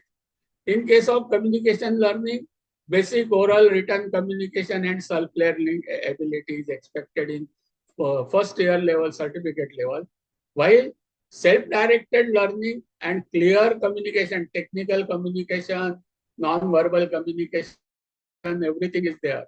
And in third year, research-based finding and learning for real-life adaptability. And fourth year, still higher level will come. Ethical values also you will find in first year, students should be able to embrace the ethics and moral values. So these are the values of our college. These are the values of our trust.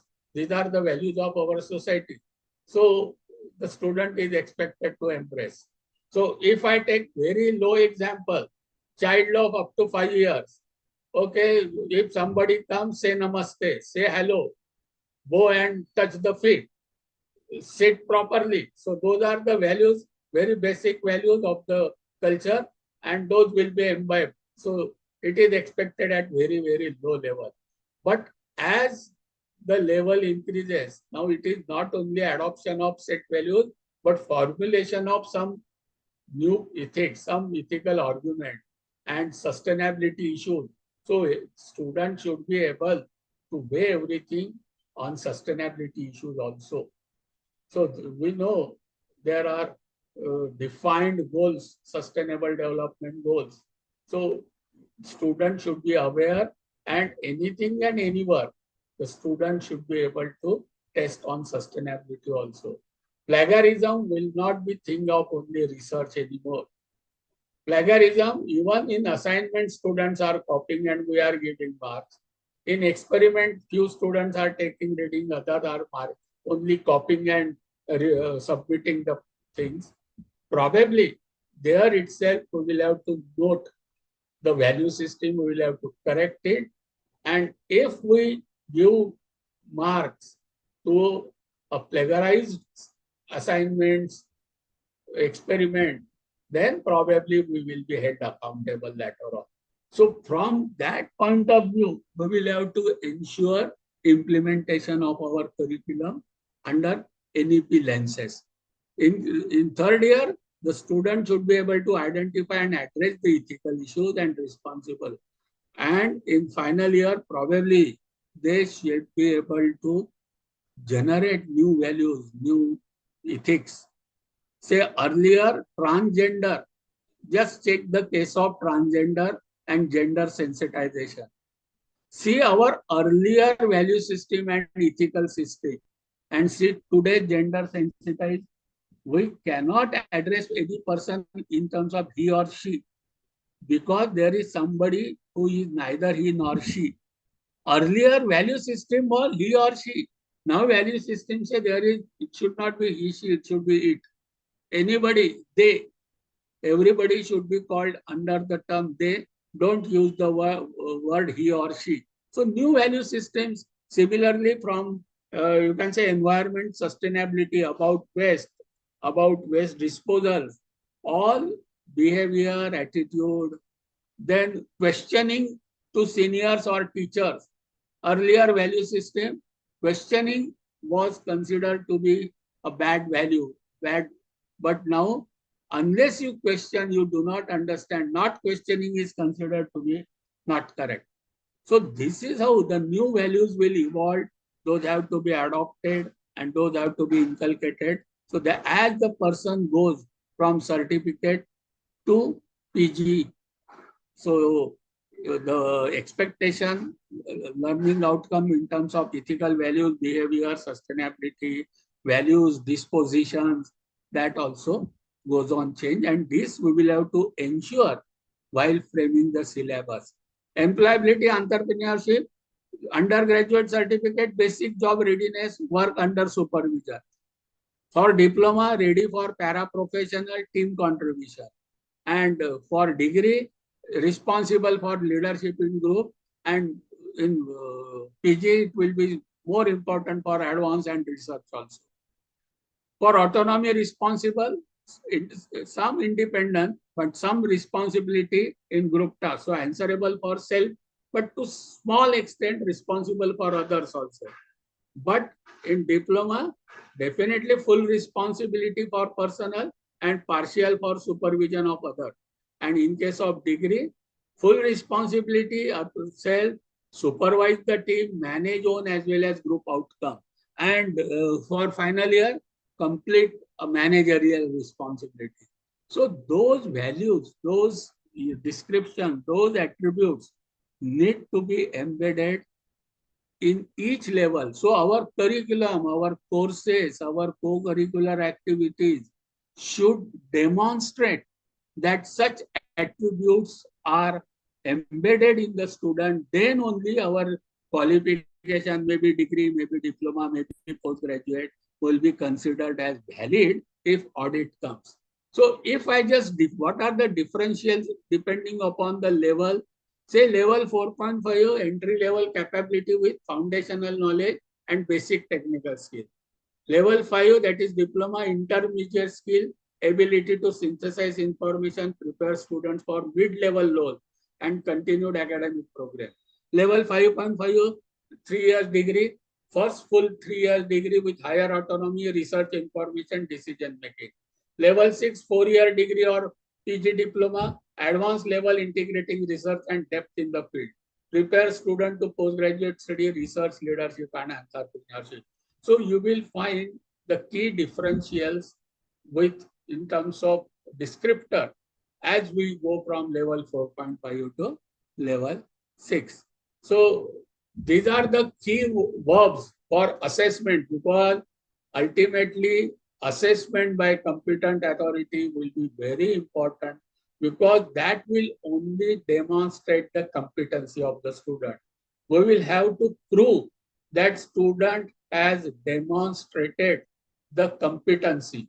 So what the key verbs I have already given, and level is given, level descriptors are given, Bloom's taxonomy is given, and what are the verbs to be used.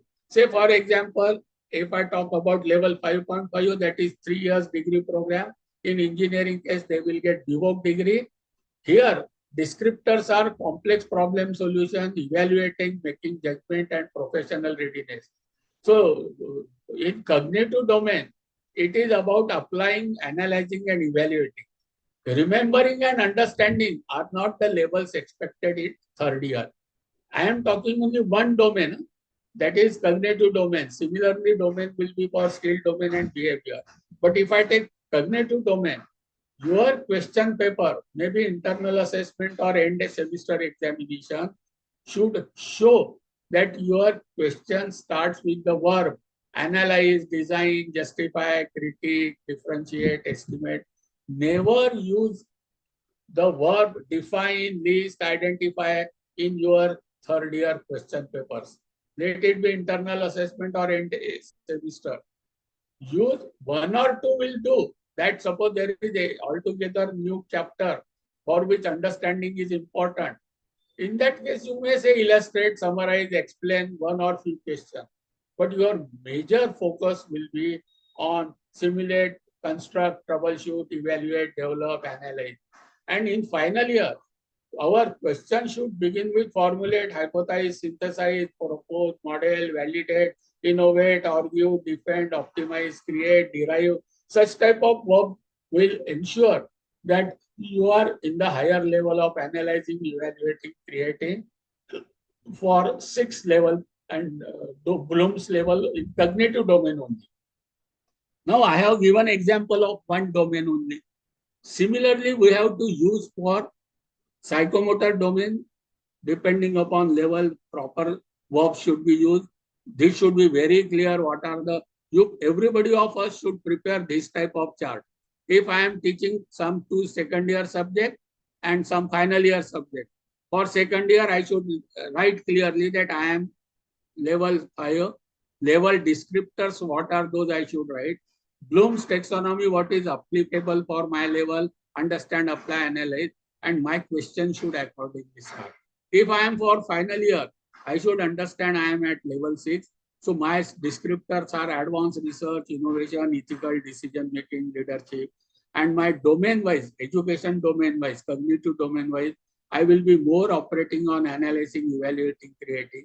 So my more questions should be based on formulation hypothesis, some on analyze, design, and almost nil on define, list, label, calculate, demonstrate, something that sort. Simple. Huh? Calculate means solve the, if you write the solve, it will be allowed. But if you just write calculate, probably it may not be allowed. So every teacher should have this chart, similar chart, not this. I will not say everybody can prepare their own chart. Depending upon level, what descriptors are given, for those descriptors, what competencies are required. To show those competencies, what are the indicators for those competencies, and to indicate those competencies, what should be my example, how my question should start, how my assessment should start. So for each subject taught by the teacher, they should be ready with such type of paper as a teaching learning plan. This is what we will call it as implementation of NEP. Now, let us 10-15 minutes, we will go for outcome-based education and then we will stop. See, NEP implementation will bring many transformative initiatives in our education. Number one, we will be adopting the flexible curricular structure, major, minor, open elective, generic elective, Indian knowledge system, and many verticals are there. So it will be very flexible, choices will be many, electives will be many. So it will be the combination of something mandatory and more on choices of the student. So very flexible structure will be there. 40% credits are allowed through recognized distance, open, online institute platform. Swayam, so presently Swayam is allowed. Mahaswayam of Maharashtra state is coming. Tomorrow Coursera may be allowed, Khan Academy may be allowed, or many edutech companies are coming. Their platforms may be allowed. So a subject student may learn from a teacher from the given institute, or may learn from Swayam, Mahaswayam, Coursera, Khan Academy, Open University. So that is permitted up to 40% grade for 40% grade. And what is more important is not mode of learning. More important will be assessment and attainment of expected learning outcome. So when we will design our curriculum and course, we will give what are expected learning outcomes, what are intended learning outcomes, what are course outcomes, what are program outcomes that we will mention. And from wherever the student come and say that I have learned, we will assess and ensure that student demonstrate those attainment. And if the students demonstrate those attainment, we will have to accept the mode of learning. Or if the student learns from me from my class, but if tomorrow in audit, that qualification descriptors and my question paper and assessment method do not get mapped, even though student had attended 100% of the classes, 100% score in my test examination, tomorrow auditor may say your teaching, your curriculum, your assessment does not match with the level and the qualification. So you are giving degree, we say it is diploma. So such type of thing may happen. I am hypothetically telling this, nowhere it is written, but that is what I read when I say everything will be as per the descriptors and specification. Now credit transfers are through Academic Bank of Credit. Now fast learners can complete the course earlier. Slow learner may take little bit more time. There are multiple entry and multiple exit, re-entry option, and depending upon the level, certifications, appropriate certifications is there. Now, according to this, we know that now what are the verticals, all of us know it. There will be choices of major and minor, that is core and electives, that will be confirmed after second semester. So from first year is canvas, from third semester onward, the major minor will be finalized. There will be courses on Indian knowledge system. There will be two types, generic, and one will be major specific. Then experiential learning in big way permitted, internship, field-based learning, on-job training, community engagement, everything has come under. Nothing like extracurricular, everything is co-curricular. One more domain, that is psychomotor domain. The vocational and skill enhancement courses are to comply with second domain, that is psychomotor domain. You will find sufficient weightage credits are given for VSEC domain, vocational and skill enhancement courses. Then for multidisciplinary, languages and communication skills are there, ability environment courses are there, environmental studies are there. Then for third affinitive domain, values, ethical life skills courses are there. For multidisciplinary and for passion, open elective, generic elective, MOOC courses are allowed, co-curricular courses are allowed. So system is becoming very flexible, many choices, but level-based specifications are, so whatever course student learn, and depending upon the level and attributes required and specification required, the learning outcome attainment will have to be demonstrated by the student. So in nutshell, the focus is now shifting to more on teaching pedagogies, on assessment, teaching pedagogy to facilitate and assessment to ensure attainment of learning outcome. So this is the shift in NEP implementation. Now, government has issued various resolutions and letters, and according to that, we are, you can say, framing the curriculum. I will just take two examples of level 4.5 and 5 of some random course. The basic you will find irrespective of the course, irrespective of the program, the as per National Credit Framework, you will find government GR which had asked us to, you can say, prepare the curriculum and syllabi. The common thing is, that is common template is 1 hour per week of theory tutorial, 1 credit. We have understood it in NCRF. 1 hour per week of practicum lab or practical half credit. Credit per semester 20 to 22. We know why? Because it is equivalent to 600 learning hour. Because NCRF says 1200 learning hours means 40 credits. So 600 means 20. That is why per semester the credits 20 to 22 have come. And per year 40 to 44. 1 year means 40 to 44 credit, means 1200 learning hours, means 180 teaching days. So this is what is equal to 30 teaching weeks, learning weeks. So on that basis, our GR also says this. Total credit requirement for 3 years program, minimum 120, maximum 132. For our 4-year degree program, minimum 160, 176, plus honors and research, additional provisions are there. So for say level 4.5, you will find level 4.5 difficulty level is 100 minimum. This level and difficulty level are combined with each other. Now level 4.5 means difficulty level of 100. It will have 2 semesters. The subjects are distributed various like this. Overall, you will find it comes to 20 credit, and the verticals are generic, elective, ability, etc.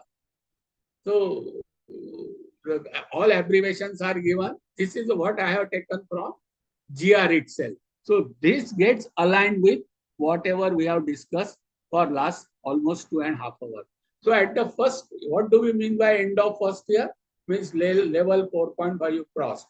It means first and second semester completed. Students have earned 40 credits, and if he or she opts for exit, additional 4 credit has to be earned. No, otherwise that student will enter into level 5. Every student will not get certificate. Only those exit will get certificate. Many times there was confusion that everybody will get certificate, everybody will get diploma, everybody will get DVOC, and everybody will get B. No, those exit, they will get only qualification.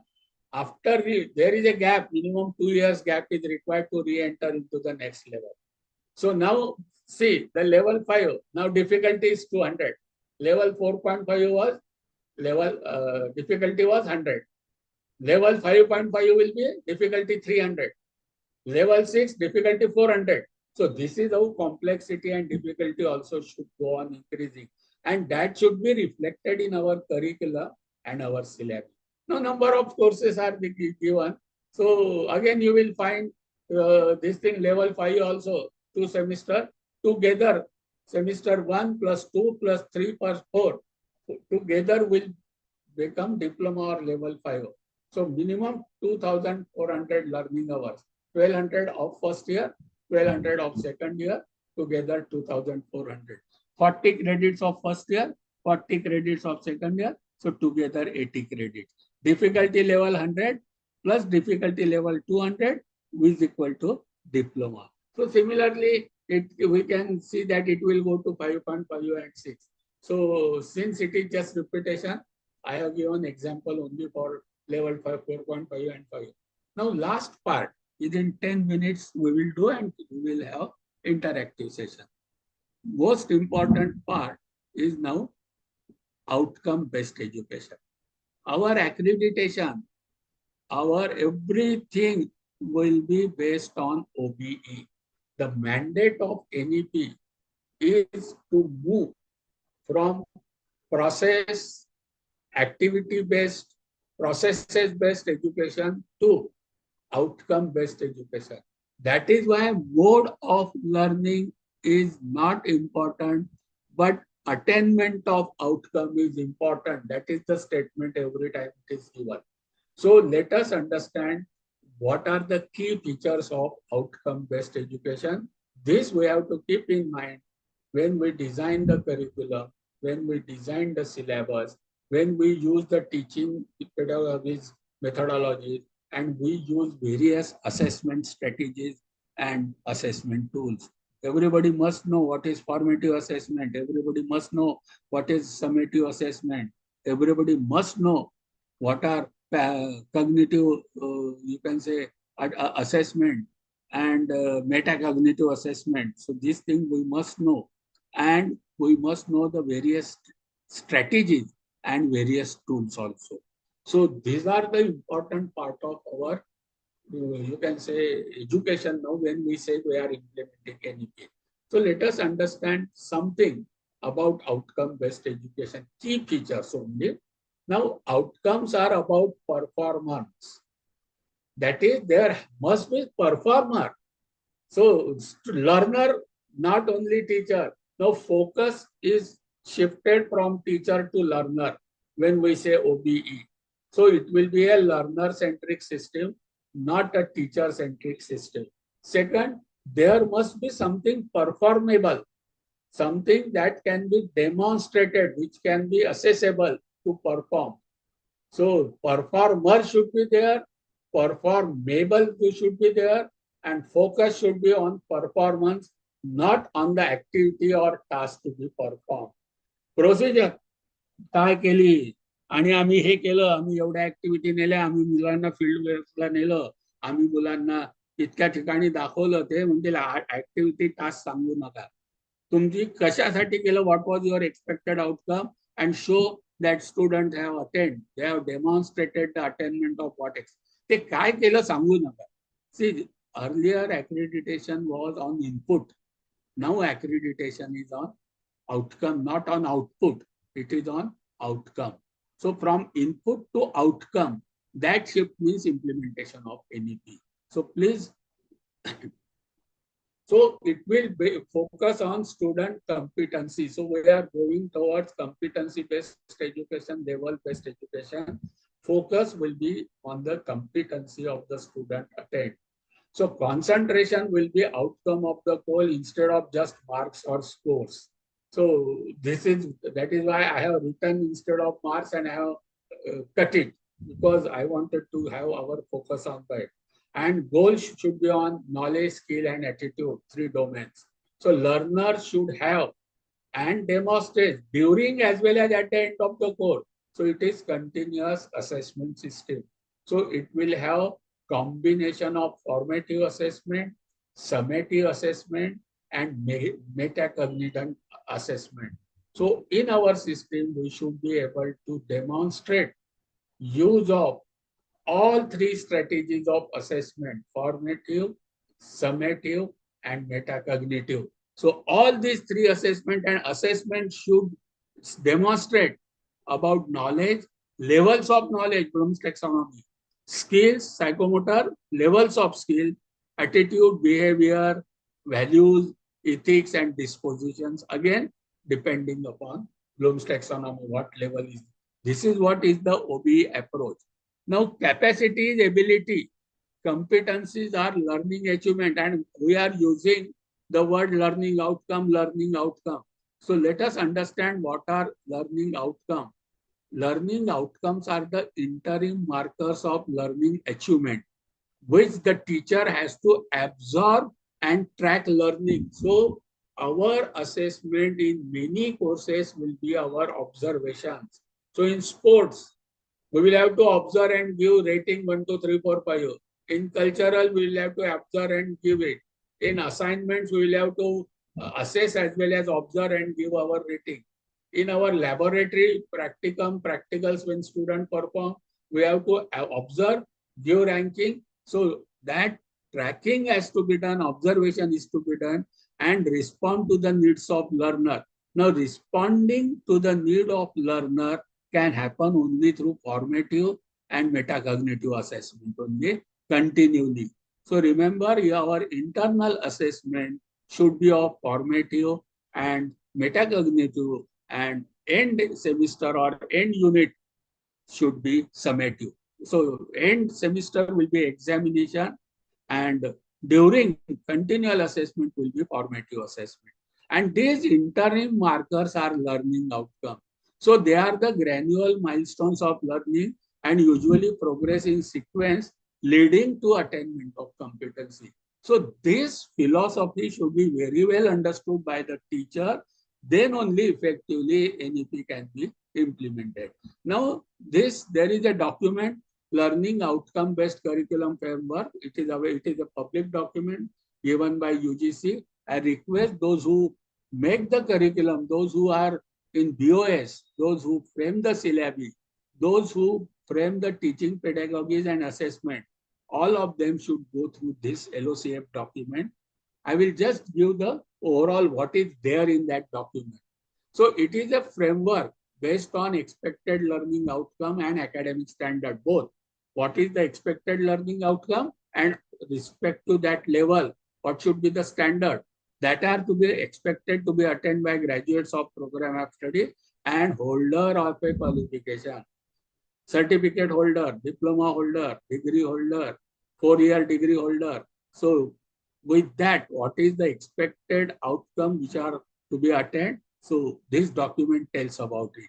So it includes graduate attributes, it includes qualification descriptor, it includes program outcomes, it includes program specific outcomes, it includes program learning outcome, it includes course learning outcomes, it includes course outcomes.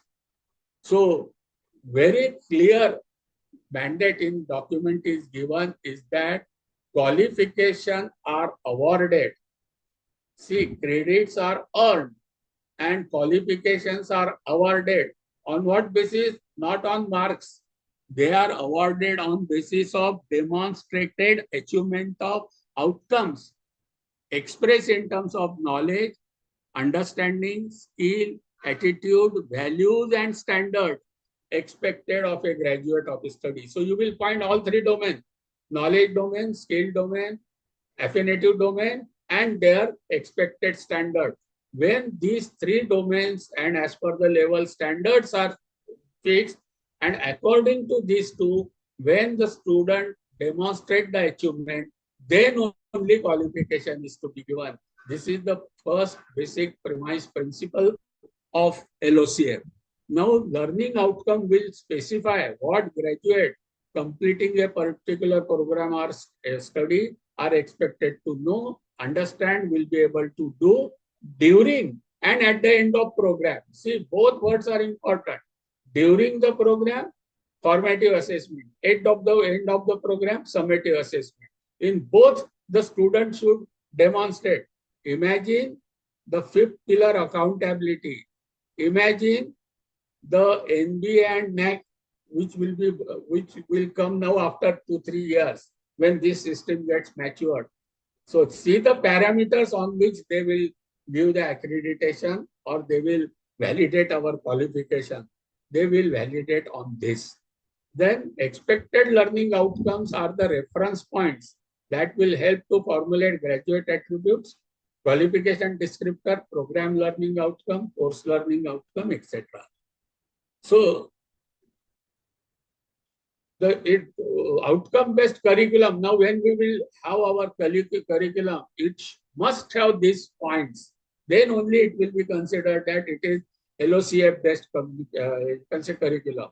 It starts with a clear statement of what knowledge, skill, attitude the student will be able to demonstrate, having acquired and successful completion of study. This should be clearly measurable. They will have graduate attributes. I told you graduate attributes are already given by UGC, AICTE, and you can say world bodies. So there are 12-13 attributes. Those 12-13 attributes cover 3 domains: knowledge domain, skill domain, behavior domain. Now, irrespective of the program, whether it is arts, humanities, science, technology, any graduate means those 12-13 attributes. So ultimately, those attributes directs rest of the, you can say, designing. Next will be program educational objectives. say mechanical engineering program after 5-6 years, when the student pass out and goes into certain domain. So what the student is expected, what attributes are required and achievement of these are POs. So POs are focused after graduation and when the student is in career, say initial career, say after 4 years of degree, 1-2 years internship, etc., training period. So after 3 or 4 years of graduation, the student, whatever is expected to perform, for that we are preparing, that should be the objective of any program. So that is programmed educational objective. Now program specific, it relates with the specific program. Program outcomes, earlier there were 12 program outcomes given by UGC, AICTE, NAC, NBA. Say knowledge, application of knowledge, skills, like that there are 12. Now they have reduced to 11, but considering PO and PO, it almost come to 15, 16, PSO and PO together. So let us consider presently for today's discussion 12 POs. Now, are we required to prepare those 12 POs? The answer is no. UGC, AICTE, NBA, NAC already has provided PO. With reference to now for our engineering program, use engineering knowledge. So ultimately those attributes or any graduates are same, program outcomes are already given. Now from program outcomes, we have to find out what competencies are expected, what indicators are there, and which courses indicates or which our assessment or examinations show those indicators. So that is how it is to be done. But coming to what do we mean by LOCF, learning outcome based curriculum, it should have those points. Attributes should be written, PO should be written, PSO should be written, PO should be written, CO should be written, and intended learning outcome. So in planning, it will start with long-term program educational objective. As I was saying, that those are after passing 3-4 years. Then program specific at the time of exit, what are expected. Then program outcome, 12 program outcomes are there. For that, what competencies and indicators are required. Then course outcome. Then in course module, there are 6 units. So each, we should write what are the 6, each unit expected outcome, and not even that. For every session, every bit. So in that module has got suppose 3-4 bits. For each bit, what are the intended learning outcome? Specifying everything means planning as per outcome-based education expected in NEP. While for execution, it will become with, suppose I am conducting some class, initial class, and first bit of my course, I am teaching some course of second year, some course of fourth year. So I know for second year what are qualification specification. I am taking one course of second year, that is level 5. I will write from that my first bit of first unit. What after learning this bit, student will be able to understand, say, basic terminology, apply some basic principle in laboratory.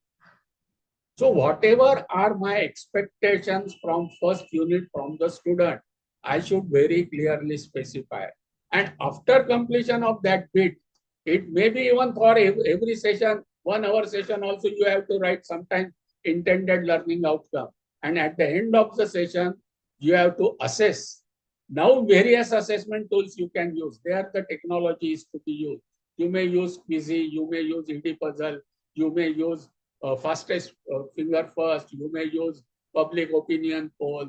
So many tools you can use, and within 5-6 minutes you can check whatever intended learning outcomes were there, whether students have achieved it or not. If not, then you have to take remedial classes. If achieved, go to the next bit. So from 2-3 bits, it will become the unit, that is module. From 5-6 modules, with so many, say for each module, there may be 4 bits. So 4 bits into for per bit, there may be 2 or 3 learning outcomes.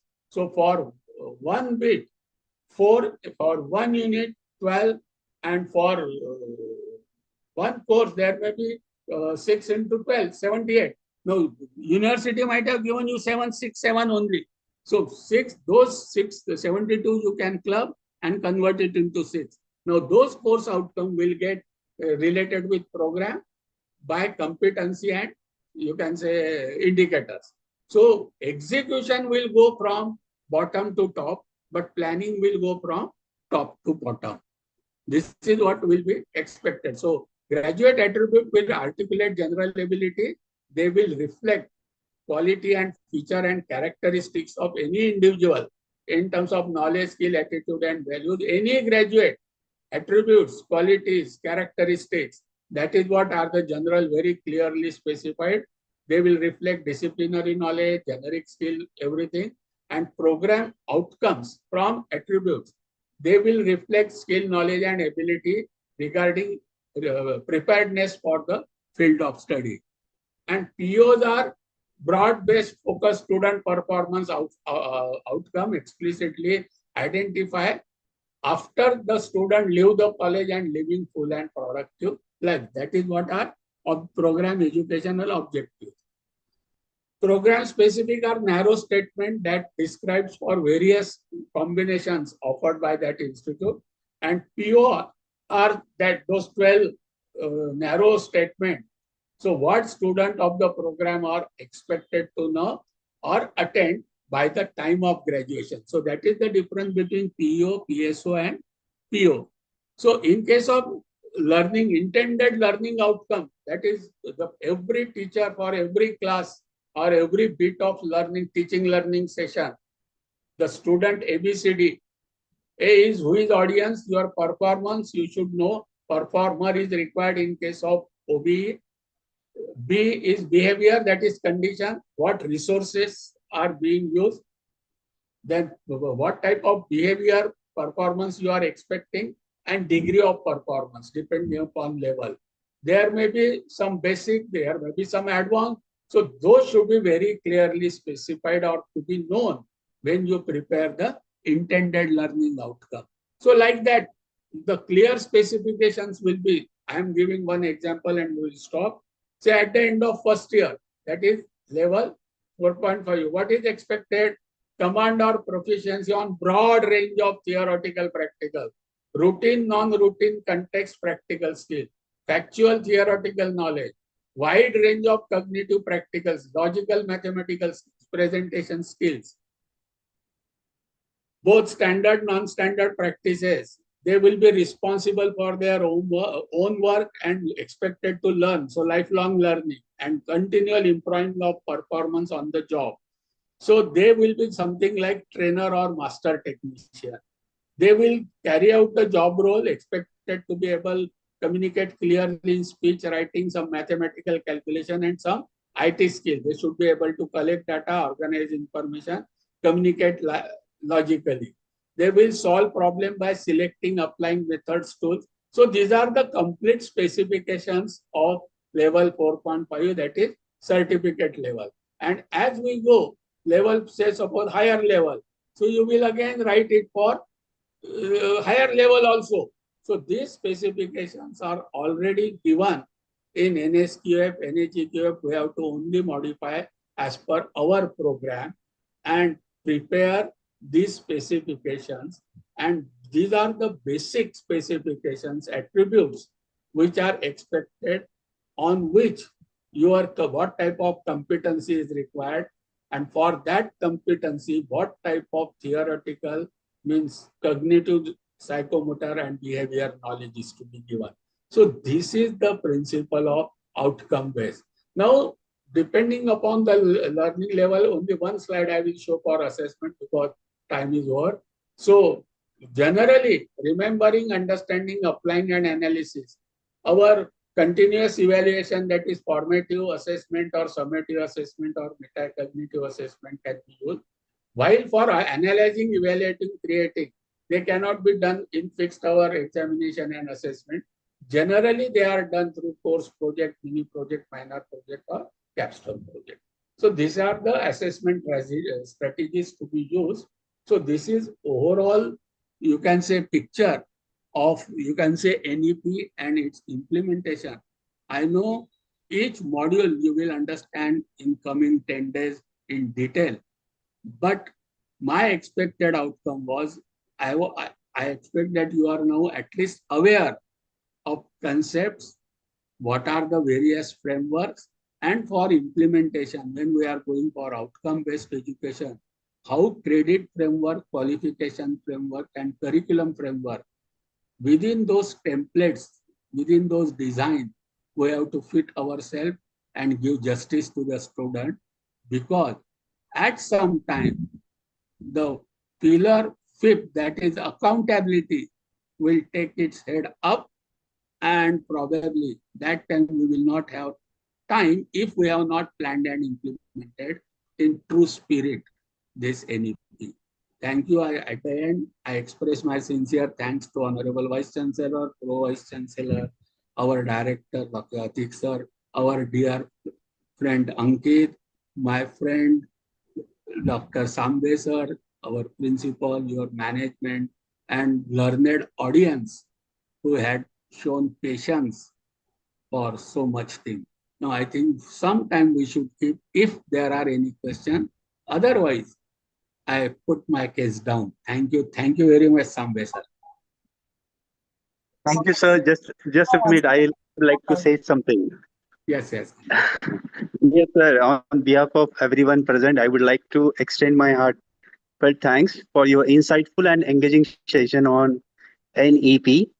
Your deep understanding, clarity of thoughts, and passion for educational reforms were truly evident in your presentation. You not only highlighted the key features and vision behind the NEP, but also help us to grasp its long-term impact on learners, educators, and the entire academic ecosystem. Thank you once again for sharing your valuable time and knowledge with us. We deeply appreciate your contribution. Thank you, sir. Thank you so much.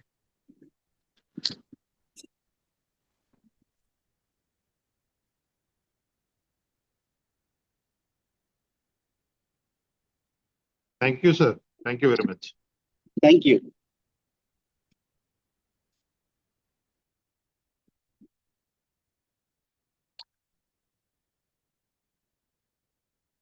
Thank you, all the participants. You can leave the meeting now. Thank you very much, sir. Thank Have a you. nice day. Nice, sir.